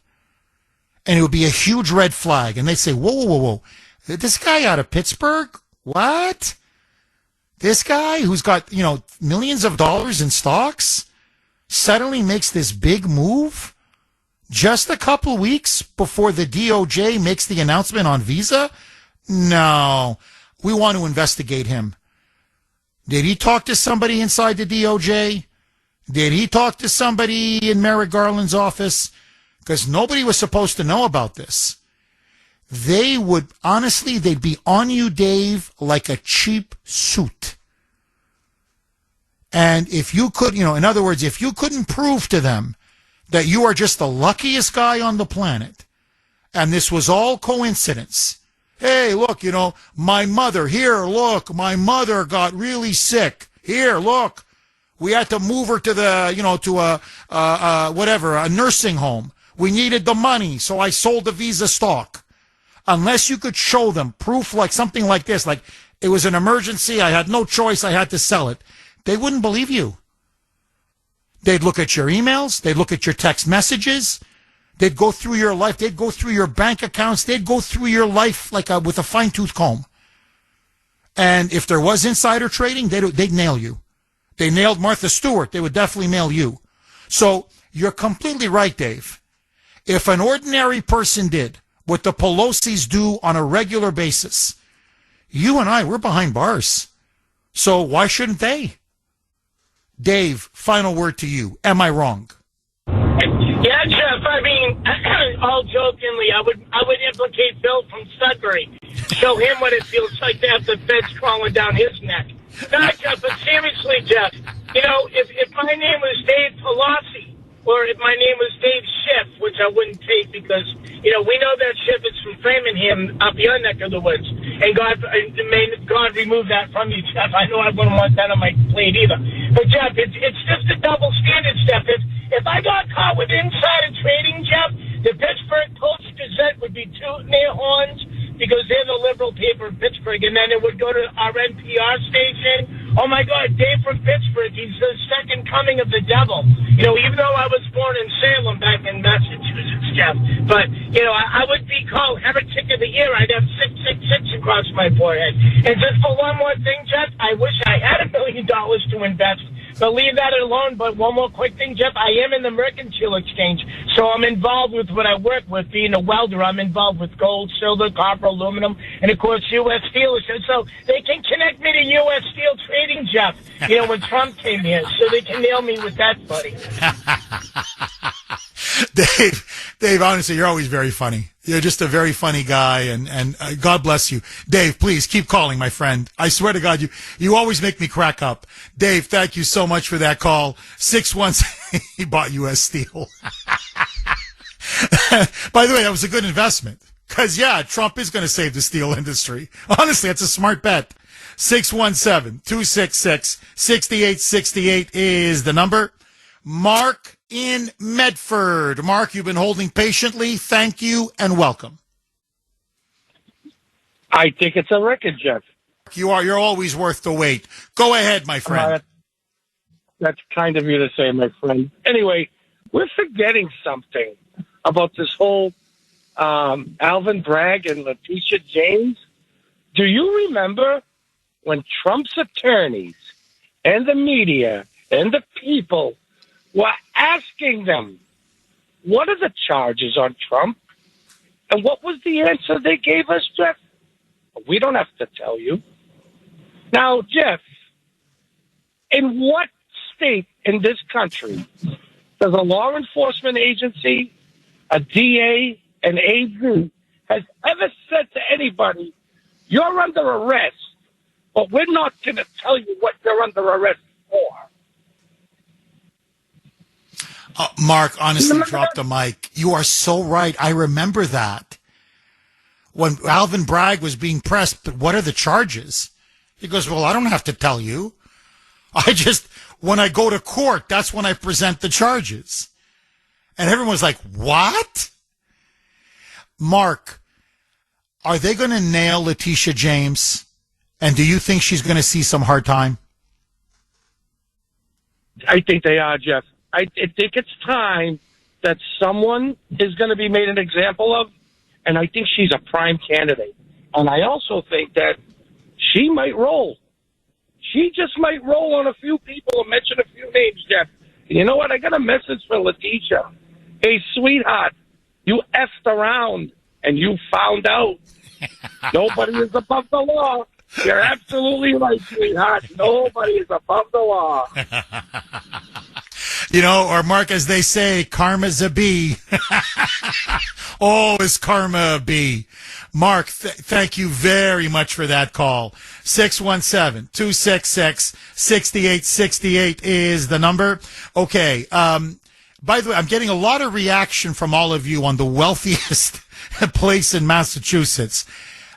John is telling me it's Dover. And what do we have here that's akin to Chevy Chase in Maryland? When the second you mention it, you're thinking, $5, $6, $7, $8, $10 million homes, multi-million dollar homes, the whole area. John says it's Dover. Okay, really, just 30 seconds because I want to go back to the phone lines. But look, I don't want to harp on Ed Markey living in Chelsea, but how does a guy, I know he's a senator now, but on a congressman's salary, and I mean, he was a backbencher. He was an absolute loser. How does a guy like him, who, visits Malden, the ice cream man from Malden, how does this guy live in the wealthiest, toniest neighborhood in all of Maryland? It's in the suburbs of Washington, D.C. It's called Chevy Chase. Bethesda, by the way, is right next to it. It's also a beautiful area. I know because Charles Krautheimer used to live there, and I used to play chess at Krautheimer's house. So I would drive through Chevy Chase in Bethesda. Bethesda is gorgeous. Chevy Chase is actually a cut above Bethesda. I mean, they're both super nice. It's all millionaires. Millionaires and gazillionaires. But especially Chevy Chase. When when in the Washington area, when someone says, I live in Chevy Chase, you're talking, someone who's very wealthy, a very successful doctor, a very successful lawyer, obviously sleazy, corrupt politician. These are homes minimum, $4, $5, $6, $7 million, many of them 10, 12, $15 million homes. It's like if I say to you Beverly Hills or the Palisades.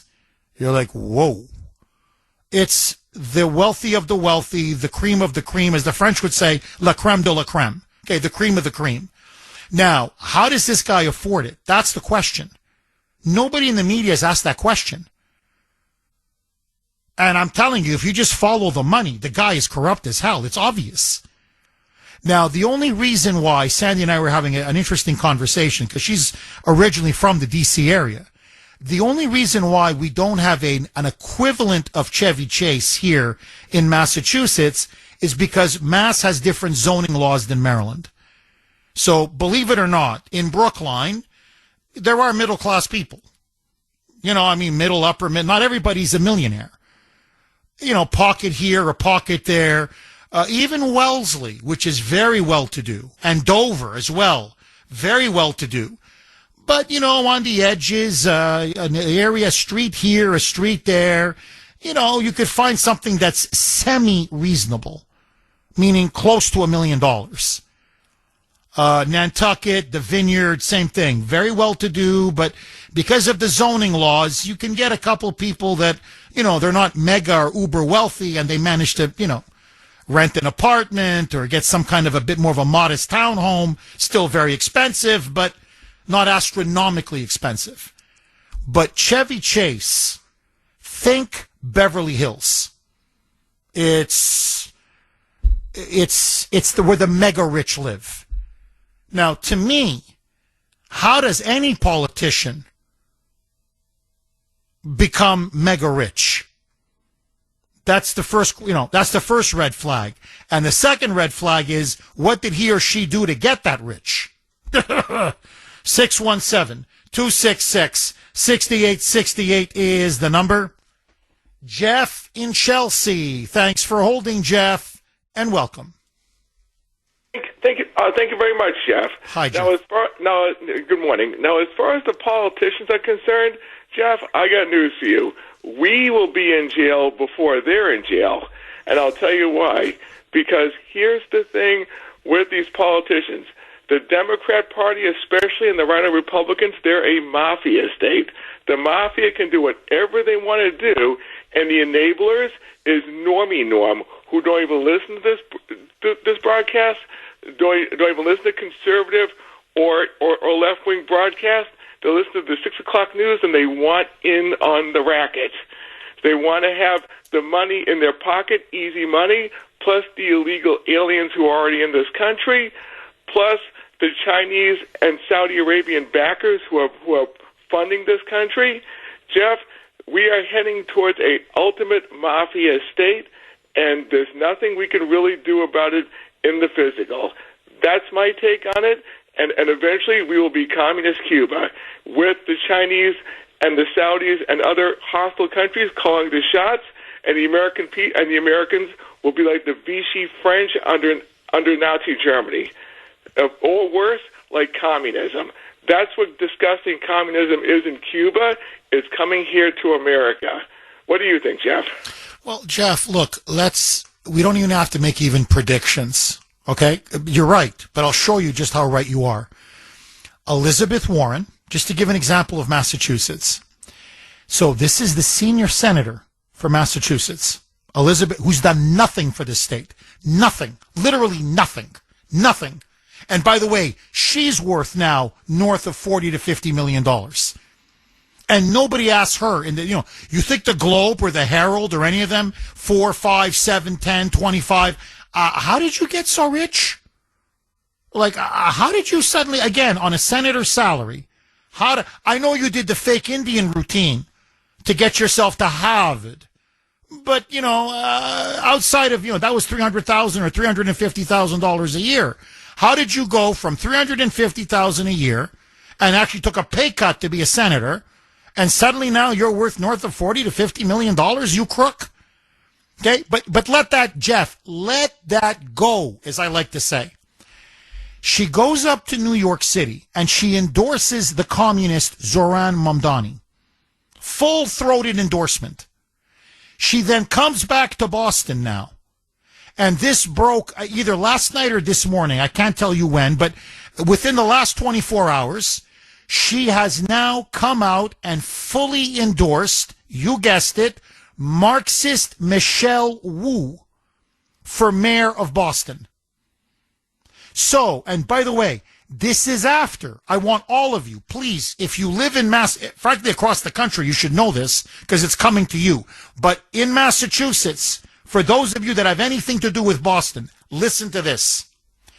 This is after Marxist Michelle Wu put out an official 62-page climate action plan. This is what she's committed to now for her next term. This is what she's going to do if she's reelected as mayor of Boston. It's her seminal promise to the voters. She is going to ban all gas stoves. She is going to ban SUVs. SUVs. She wants to promote wind energy, wind, in the city of Boston, if you can believe this, and eventually phase out and replace all fossil fuels. All fossil fuels. She wants to set up a government surveillance system. Look it up. It's in her handbook. You're not going to believe me? Look it up. To quote unquote, track the number of miles you drive.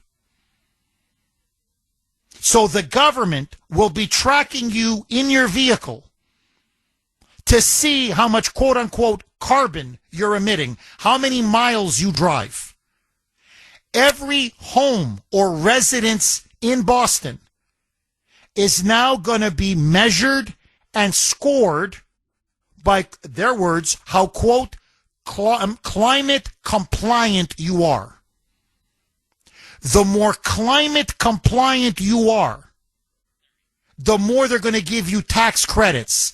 The less climate compliant you are, you're going to get more fees, more penalties, and higher taxes. 617-266-6868 is the number. Get out of Boston. I'm telling you, if you're not getting out now, get out before Michelle Wu wins another term. Because after this climate action plan that she's laid out, I mean, no gas stoves, your SUV, I guess you won't be allowed to drive it. I don't know what they're going to do, but SUVs are going to be banned. Gas stoves are going to be banned. Your residents will have to be quote unquote climate compliant, which means it's going to cost you a ton of money.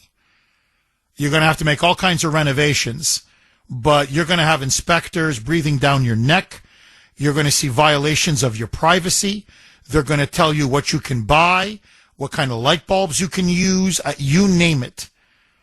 And they're also going to be tracking your vehicles now.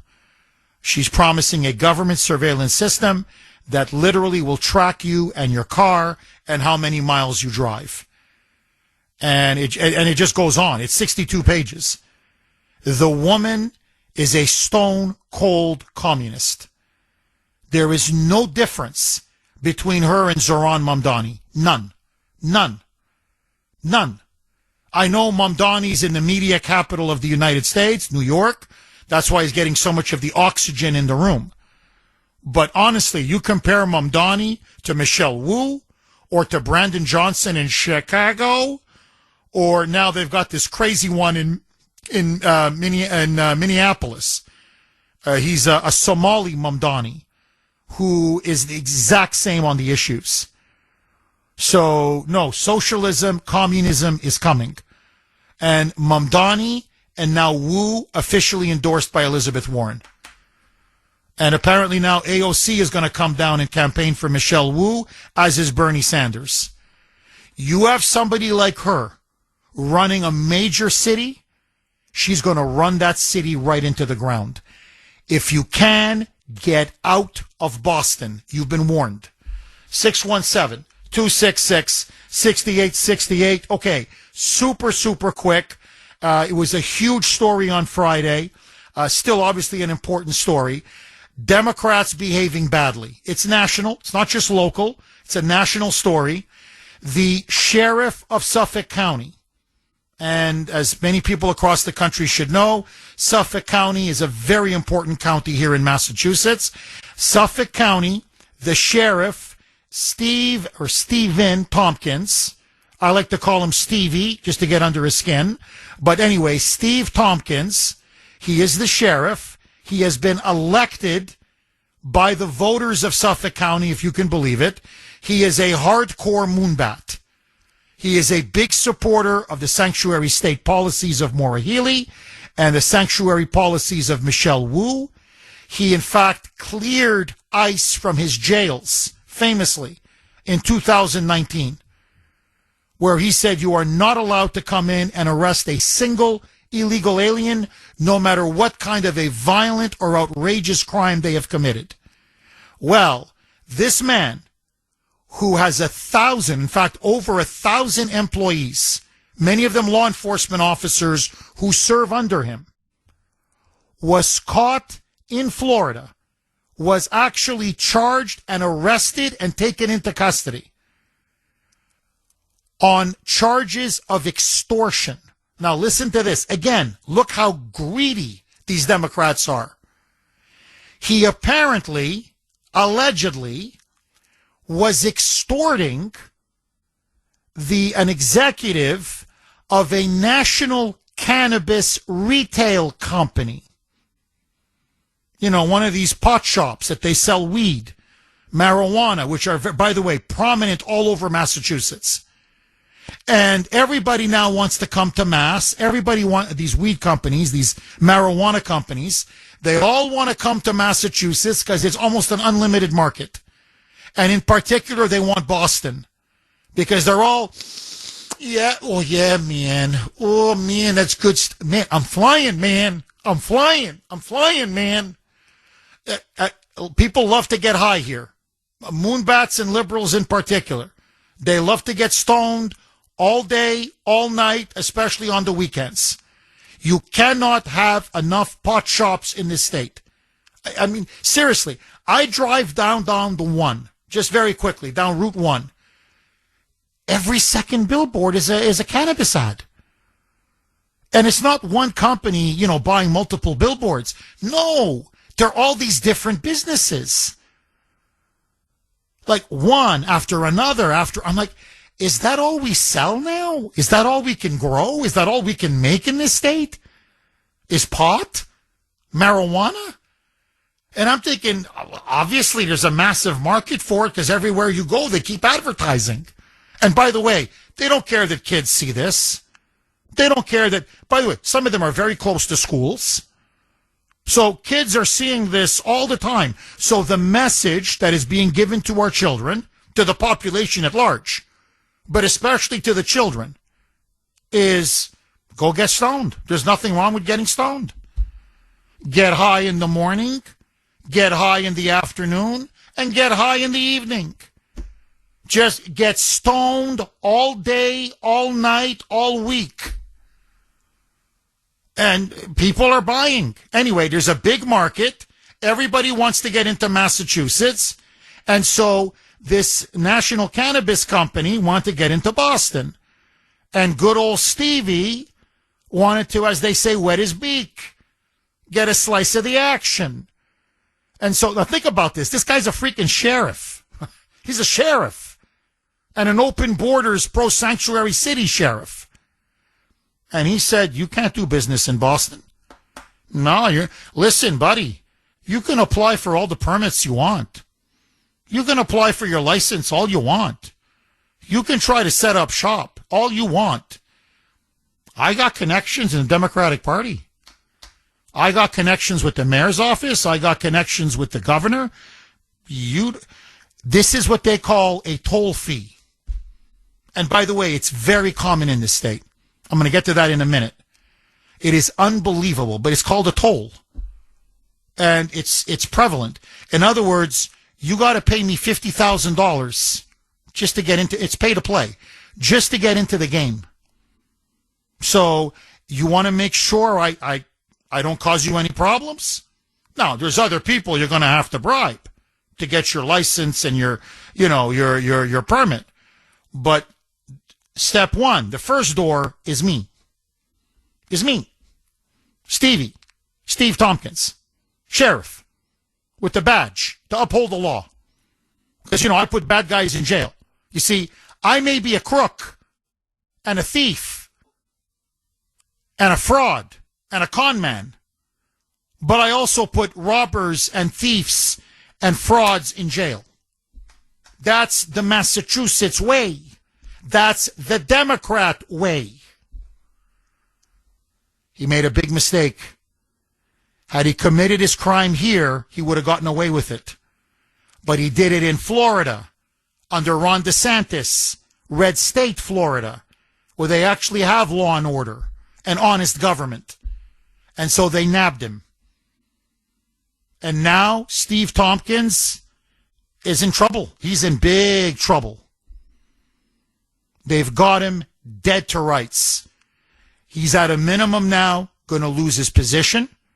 He's going to lose his badge. And if he's not careful, he may end up in jail. Now, let me just say one other quick thing, and then I want to go back to the phone lines. Number one, what is wrong with so many moonbats and so many liberals in this state. I'm calling them out. I mean, I've never seen anything like this. You have more pot shops here than Chick-fil-A's. I'm telling you, we have more pot shops in Massachusetts than we have Chick-fil-A's. And Chick-fil-A is one of the most popular, chicken fast food franchises in the country. I love Chick-fil-A. I'm finally getting one, by the way. They're building one right near Patriot Place. Finally, I don't have to drive an hour to have a Chick-fil-A chicken sandwich. I love, by the way, the original crispy with their coleslaw and their waffle fries. Mwah! Mwah! Okay, but let that go. That's a very good point, Mike. Mike is saying in my ear, Jeff, the only question is now, is it still going to take you an hour? Because everybody's going to be going. So you're just going to be waiting in line for like an hour. It's going to be a mile line long. I agree with you, Mike. Yeah, a mile long line. Yeah, no, you're completely right, Mike. But still, at least it's there. You know what I'm saying? At least it's there. I can, in my area, there are four pot shops within 10 minutes, within a 10-minute drive. And by the way, there's the long lines there too. Okay? But my point is, what is it about this state that so many people want to get high? And that there's such a massive, is everybody a freaking stoner? Honestly, maybe that explains the Trump derangement syndrome. Maybe it explains why they keep voting for the Democrats and Maura Healey and Michelle Wu and Elizabeth Warren and Ed Markey. Maybe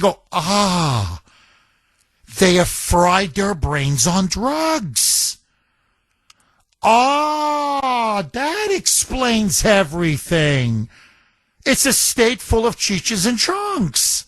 It's Cheech and Chunk. Yeah. Oh, yeah, man. Oh, yeah, Trump's a racist, man. Oh, yeah, hardcore Nazi, man. We're going to go with Michelle Wu, man. Oh, yeah, man. Climb it all the way, man. Oh, yeah, man. Don't drive no car, man. So, maybe that explains it. I don't know. Okay? I don't know. Everything in this state, it's pay to play. The politicians, pay to play. You want anything done. I'm asking the contractors in construction. Am I wrong? Small business owners, if you want a license or a permit. People who you want to build a building. You want to build a community. It's all pay to play. It doesn't matter what it is. And the media in this state, including certain radio talk shows, and you know who they are, it's all pay to play. You want good coverage? You want positive coverage? You know what you got to do. Send in some advertising money. And so the pay to play model, it's the Boston Herald. You put in some nice ads, they'll give you good coverage. The Boston Globe, you give us some good ads. Hey, don't you worry, we'll shill for you day and night. Channel 4, Channel 5, Channel 7, Channel 10, Channel 25. This whole freaking state, the media in this state is so corrupt. It's unbelievable. And if anyone, like myself, dares to challenge the hackorama, the pay-to-play, they will try to destroy you. They will lie about you. They will smear you. They will defame you. They will sic the Federal Communications Commission, the FCC, to take me off the air. And that's not just the Democrats. That's the Massachusetts Republican establishment. That's the Mass GOP. That's all of them, from top to bottom. And that's the so-called whatever little conservative media there is in this state. That, to my shock and horror. I'm like, and by the way, and these are the same ones, the hacks, they're all a bunch of hacks. And there's the money in the pocket. There's the quote-unquote toll. pay, and then you can play. And Stevie just got caught because Stevie got greedy and Stevie got stupid.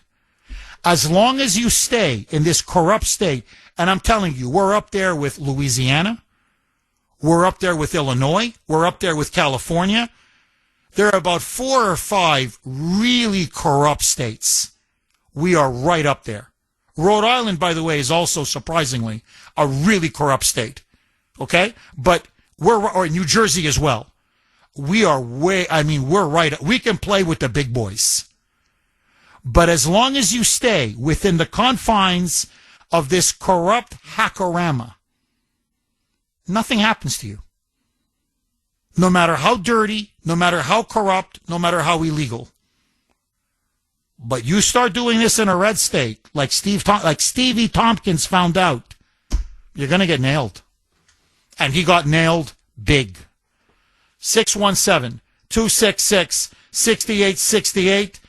Agree, disagree, 617-266-6868. And let me ask you, the fact now that a very prominent sheriff, the badge, the whole thing, with over 1,000 people who work underneath him, in one of the most high-profile public positions in the Commonwealth of Massachusetts, has now been charged, arrested, and taken into custody for extortion. Are you losing confidence in law enforcement?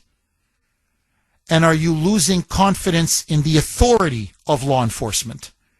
In other words, is this a black eye for the police? I'm not talking about the men and women on the ground, but the leadership of law enforcement in Massachusetts. That the corruption now is prevalent even among them. Because Sheriff Stevie Tompkins, Sheriff Steve Tompkins is a crooked, dirty cop. His sin, his real crime, he just got caught. 617-266-6868.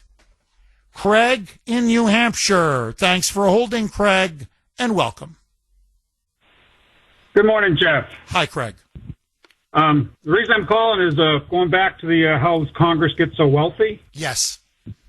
It's because insider trading is not illegal for Congress.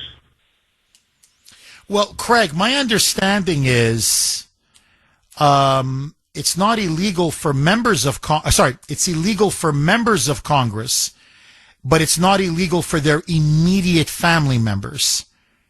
I may be wrong, Craig. You may be right. My understanding is they can't get involved in insider trading. Obviously, that's illegal. Insider trading is wrong for everybody. But they can't make trades on stocks, but that their family members can. And that's the loophole that they're exploiting. Am I wrong on that, Craig? I'm gonna say I think you're wrong, only because I think it was Josh Hawley I listened to on another radio show last week, and he's in the process of introducing a bill to make it illegal for members of Congress in insider trading. But at the moment it is not, which would explain how they all get rich. Well, Craig, I got to tell you, if that law is on, if they haven't put that law in the books, they definitely should. I'm Craig. I'm with you all the way. I mean, to me, this is outrageous. It's a blatant conflict of interest. Because what these members of Congress vote on all the time is financial legislation, pharmaceutical legislation, healthcare legislation. I mean, the possibility to engage in insider trading is, come on, it's immense. You have to be blind. So you know what's happening even before the public does.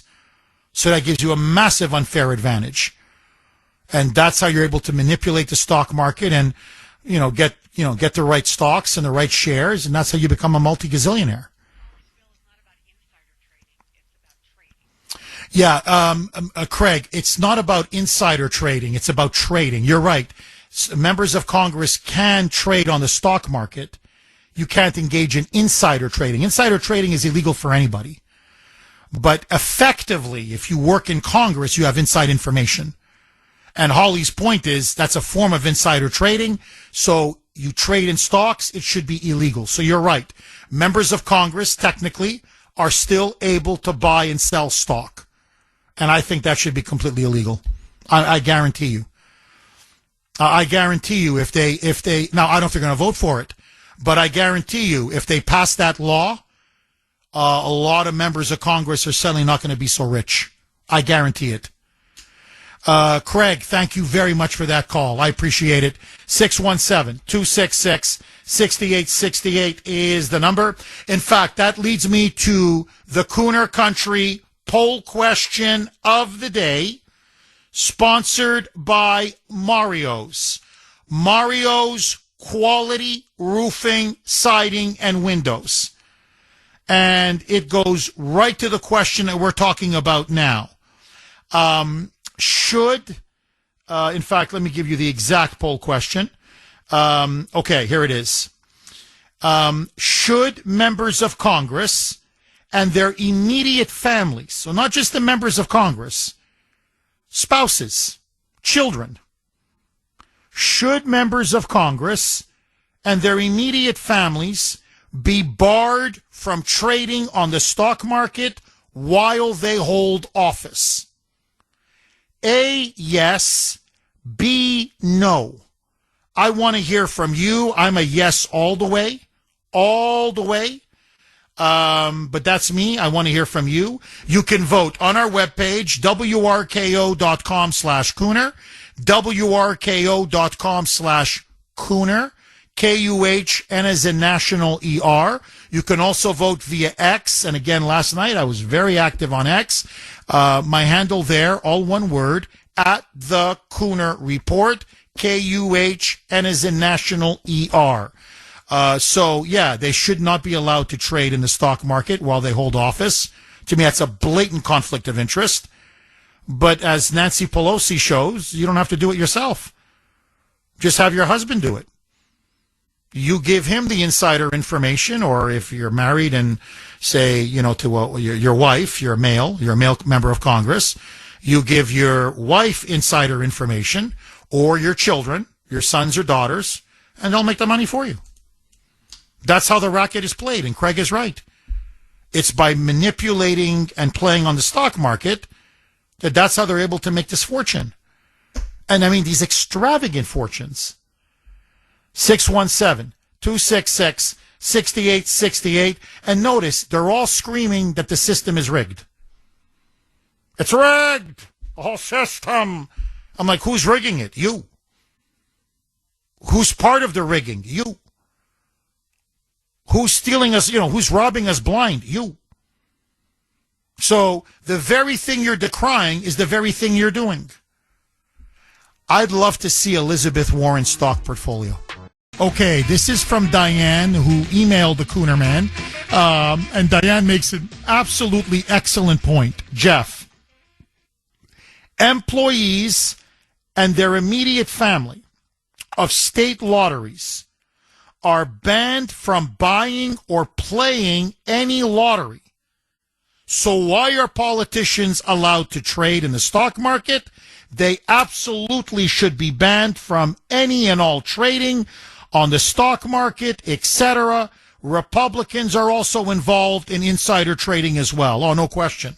No, this is bipartisan. No, there's no question. That's why it's the uniparty up there. That's why it's a den of thieves. No, there's no question. That's why they hate Trump so much. Because he's, made billions and billions and billions of dollars. He doesn't have to do any of this stuff to get rich. He's independently wealthy. That's why you can't buy him, you can't bribe him, you can't influence him. What are you going to give him, another $1 billion? As an example? You're like, no, I don't care. I don't need the money. No, you're completely right. Look, if you can't buy or participate or play the lottery, and you're a state employee and your families, you work for the state lottery, then you nailed it. Why should politicians be allowed to trade on the stock market? And why should their spouses or their children or whatever immediate family be allowed to trade stocks or play the stock market? It's a license to steal. That's what it is. And, think about it. Look at the conflict, just very quickly. It's not just, we know that Visa is going to be sued, so let's dump the stock before we lose our shirts. Or we know we've inserted this provision into the bill, which is going to boost spending, say, for, I don't know, pharmaceuticals or this drug. Or so, hey, before people know about it, let's all buy stock in that drug, and then we'll make so much money. It's not even just that, outrageous and sick and corrupt as it is. Think about it. The incentive is for you to literally start putting stuff in bills and legislation, not because it's good for the country or good for your district or good for the state or good for your constituents. It's, if we insert this in there, if we give billions of dollars to AI and to develop AI in America, guys, and we buy up the stock before other people are aware that all this money is going to flow towards AI, we'll all be millionaires. It corrupts the legislative process and policy making completely. Are you doing it because it's in the interest of the country? Or are you doing it because now it's a quick way and an easy way to make a buck? It's got to be banned. It's got to be banned. Agree, disagree, 617. If they're doing this on mortgages, we talked about Adam Schiff and Leticia James, bank fraud, mortgage fraud. What do you think they're doing with the stock market? I mean, that's potentially much more lucrative than, mortgage fraud and bank fraud. 617-266-6868 is the number. Okay, very, very quickly. Regarding the mortgage fraud that Leticia James and Adam Schiff have been caught engaging in, and whether they'll eventually go to jail or be convicted, we shall see. But this is from 617, and 617 makes an absolutely phenomenal point. Jeff, you alluded to how these powerful and wealthy politicians like Leticia James and Adam Schiff fraudulently purchased out-of-state real estate and then claim it as their principal residence out of their elected jurisdiction. But that's the quote-unquote small fish. The quote-unquote big fish, and this is so true, please listen to this, is how Schiff and perhaps many more continually refinance their properties, extracting the cash and remortgaging again and again and again. But I propose this. Why are these multimillionaire politicians in both parties who could buy these properties with cash in their pocket, in other words, just buy them outright, why are they continually refinancing? I believe the answer is that they are not paying the mortgages. Third parties are picking up that tab as a means of bribery and payoffs. If the Trump advisors are listening, start issuing subpoenas and ferret out who is sending in the monthly mortgage checks. Now, I have to say this. Look at the story on Adam Schiff as an example. You'll see what I mean. When I read this story, in fact, multiple stories, I'm like, why does he keep refinancing? He refinanced 2008, 2010, 2011, 2013. He did, and there's one more time, he did at least 5 refinancings. 5 times he refinanced. And I remember reading this, I go like, why is he constantly refinancing?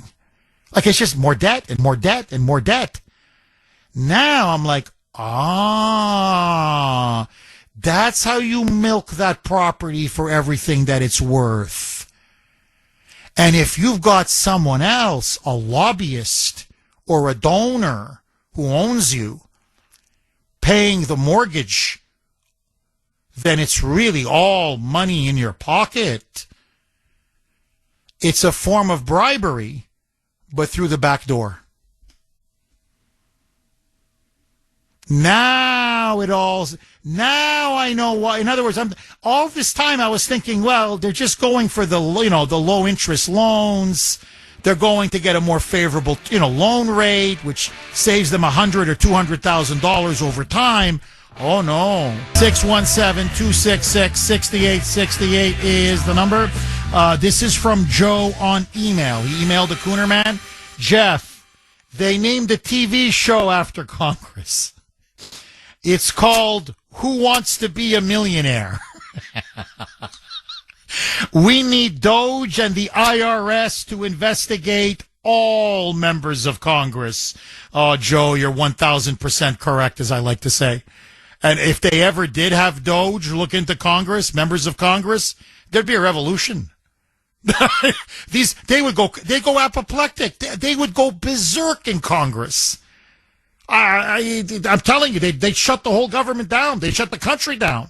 You don't look into our finances. Anyways, just to quickly wrap up, because, God forbid Mike should give me an extra half second, on my own show. But, but let that go. That's how Mike is.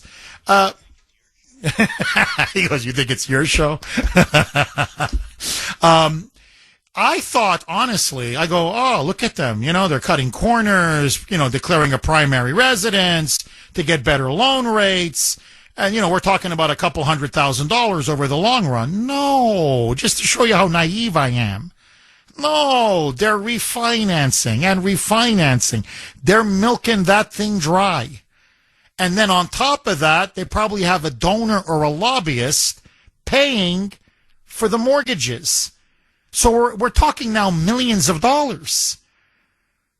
That's what they're really putting in their pocket. The Adam Schiffs, the Leticia James. I could go on. So yeah, it's a blatant conflict of interest. They should not be involved in the stock market. They should not be trading.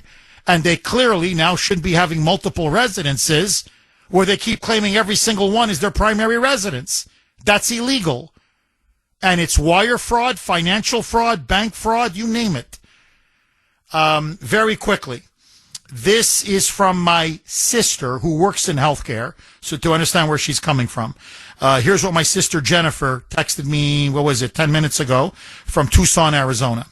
Jeff, it should be absolutely illegal for members of Congress and their families to trade on the stock market. Why is it laws for thee and not for me?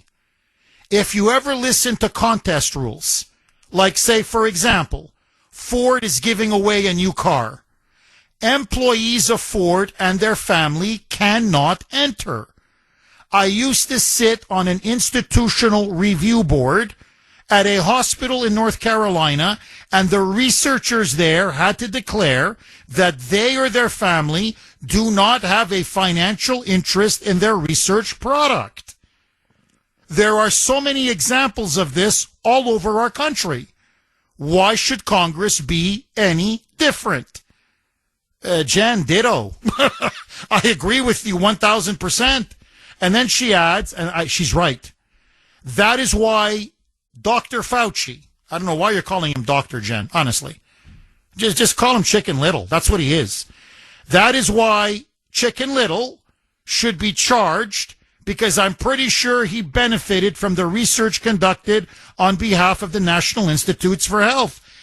He did. He made millions and millions and millions of dollars on that jab. That's not speculation. That has been 1,000% proved, corroborated, and verified. He lined his pockets with remdesivir, which he forced on everybody. But on the jab, this man made out like a bandit during the COVID so-called pandemic. You want to talk about a financial conflict of interest? All Fauci had was a massive financial conflict of interest, and he robbed us blind. So, no, if you're going to be a top person at the NIH, you also shouldn't be involved in stocks that involve the NIH regulating and controlling these products and these pharmaceuticals. I mean, to me, it's just common sense.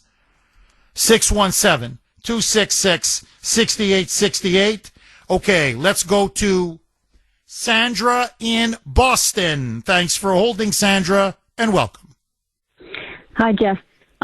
Getting back to the cannabis thing. Yes. I think the Massachusetts taxpayers are paying for all these shops. I read an article on June 1st in the Wall Street Journal, an op-ed by a fellow named Stephen Malanga, and he said that the Massachusetts Cannabis Social Equity Program has issued grants totaling $26 million to 180 minority-owned pot businesses, Black, Hispanic, or Asian pot entrepreneurs. And wow. It looks to me like it's a backdoor reparations program or something. And I haven't been able to really get much information on it, and I read it in the Wall Street Journal, not a local newspaper. Sandra, I got to ask you, I mean, your overall point is superb, but I'm just 180 pot shops apparently owned by minorities. How many pot shops are there in Massachusetts? That to me is, I mean, that's a staggering number. And they're all making money. There's clearly a massive demand for, their product, for getting stoned. I'm just, Sandra, am I the only one? Do you notice how many ads, how many billboards there are when you drive around Mass promoting these cannabis shops? And is this a good thing for our, for the population of this state to be that hooked on drugs? It's every third or fourth person is doing it. I mean, it looks to me every third or fourth person is getting stoned. Am I wrong? Not a good thing, and there are black market operations involved as well. I'm sure you've heard about these Chinese grow houses in Maine and Massachusetts that are selling black market pot.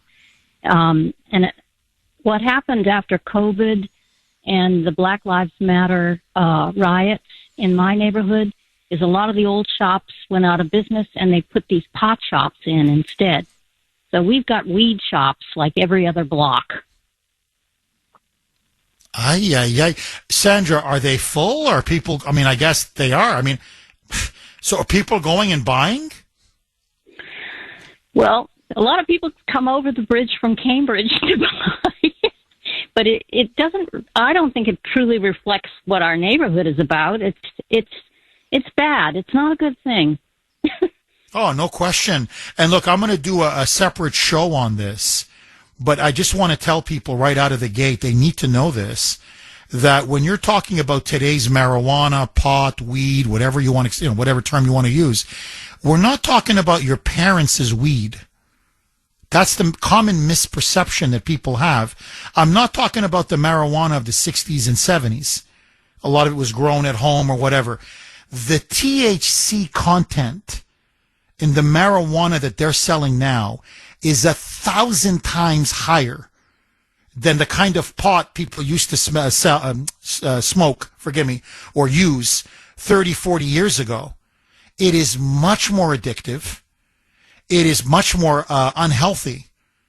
That thing is going to kill your brain cells and it's going to eat your lungs up. This is not just, reefer madness, as people say. Look up, do the research. They have loaded the THC content. So the health effects are bad and the effects on the brain are devastating. And they've put in very addictive quantities into these marijuana products. And it's like cigarettes. Now you just got to have them. You got to have them. And you can't stop smoking them. So, and I think we're going to start we are living with the consequences, and it's only going to get worse. Sandra, thank you very much for that call. Agree, disagree? Nick, 30 seconds? All right, let's hold on till after the break. 617-266-6868 is the number. Okay, let me ask all of you. Do you think Leticia James and Adam Schiff will go to jail? Do I live on a different planet or what? So listen now to this. By the way, 9:50 now on the great WRKO. Jeff Kuhner, Boston's bulldozer. This is my sister again from Arizona. I can't believe this. This is what she texted me. Jeff, we have pot pizza places in Phoenix. I'm like, are you serious? She goes, no, I'm telling you. And not only do we have pot pizza places across Phoenix, she said in all the big cities in Arizona, it doesn't matter, Tucson, Phoenix, take your pick. Every second corner in these big Arizona cities, there's a pot shop. And they look like large pharmacies with a drive-through. So apparently in Arizona, I didn't know this, not only do you have these mega pot shops everywhere, but it's like fast food. It's like with a drive-through, you know? So, yeah, I'll have a bong, give me 2 brownies, and and half a bag. What, the full bag? You want a full... Junior, you want a full bagger? All right, make it a full bagger. All right, go ahead. I mean, So then I texted her back. This was during the break. I'm like, are you serious? I said, like, what do you mean pot pizza? Like what? Instead of pepperoni or green peppers or sausage, like they put marijuana on pizza as a topping?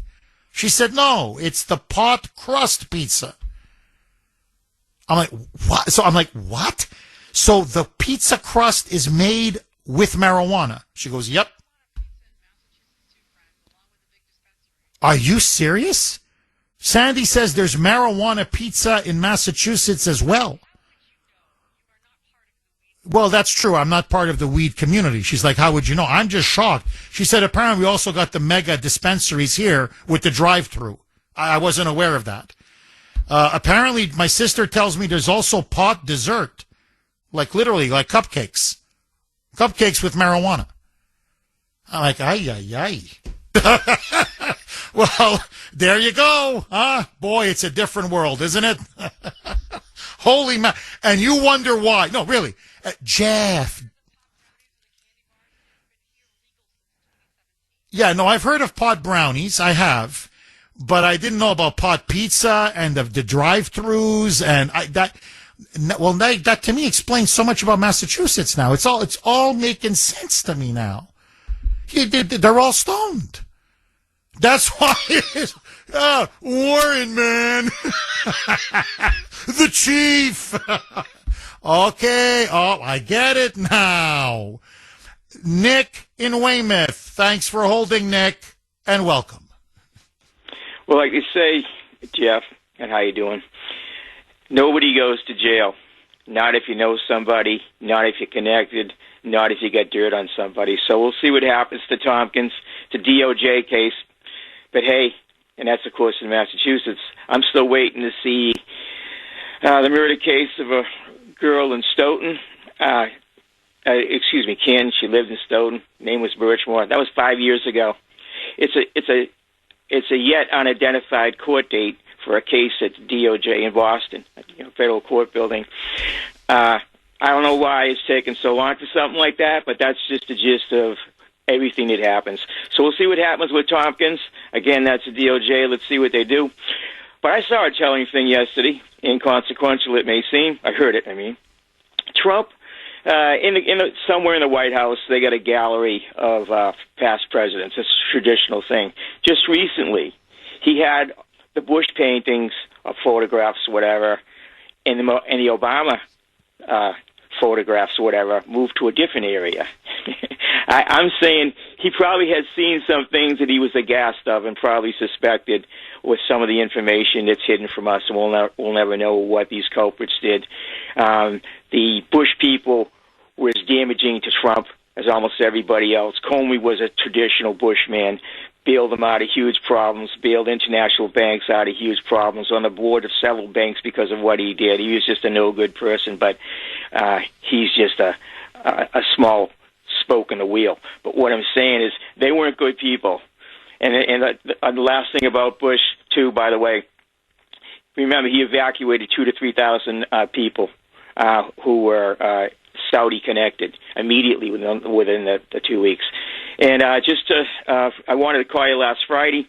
If you want to see what's happening, what Bush exposes, every illegal alien is supposed to have by law a tax ID number and or a Social Security number.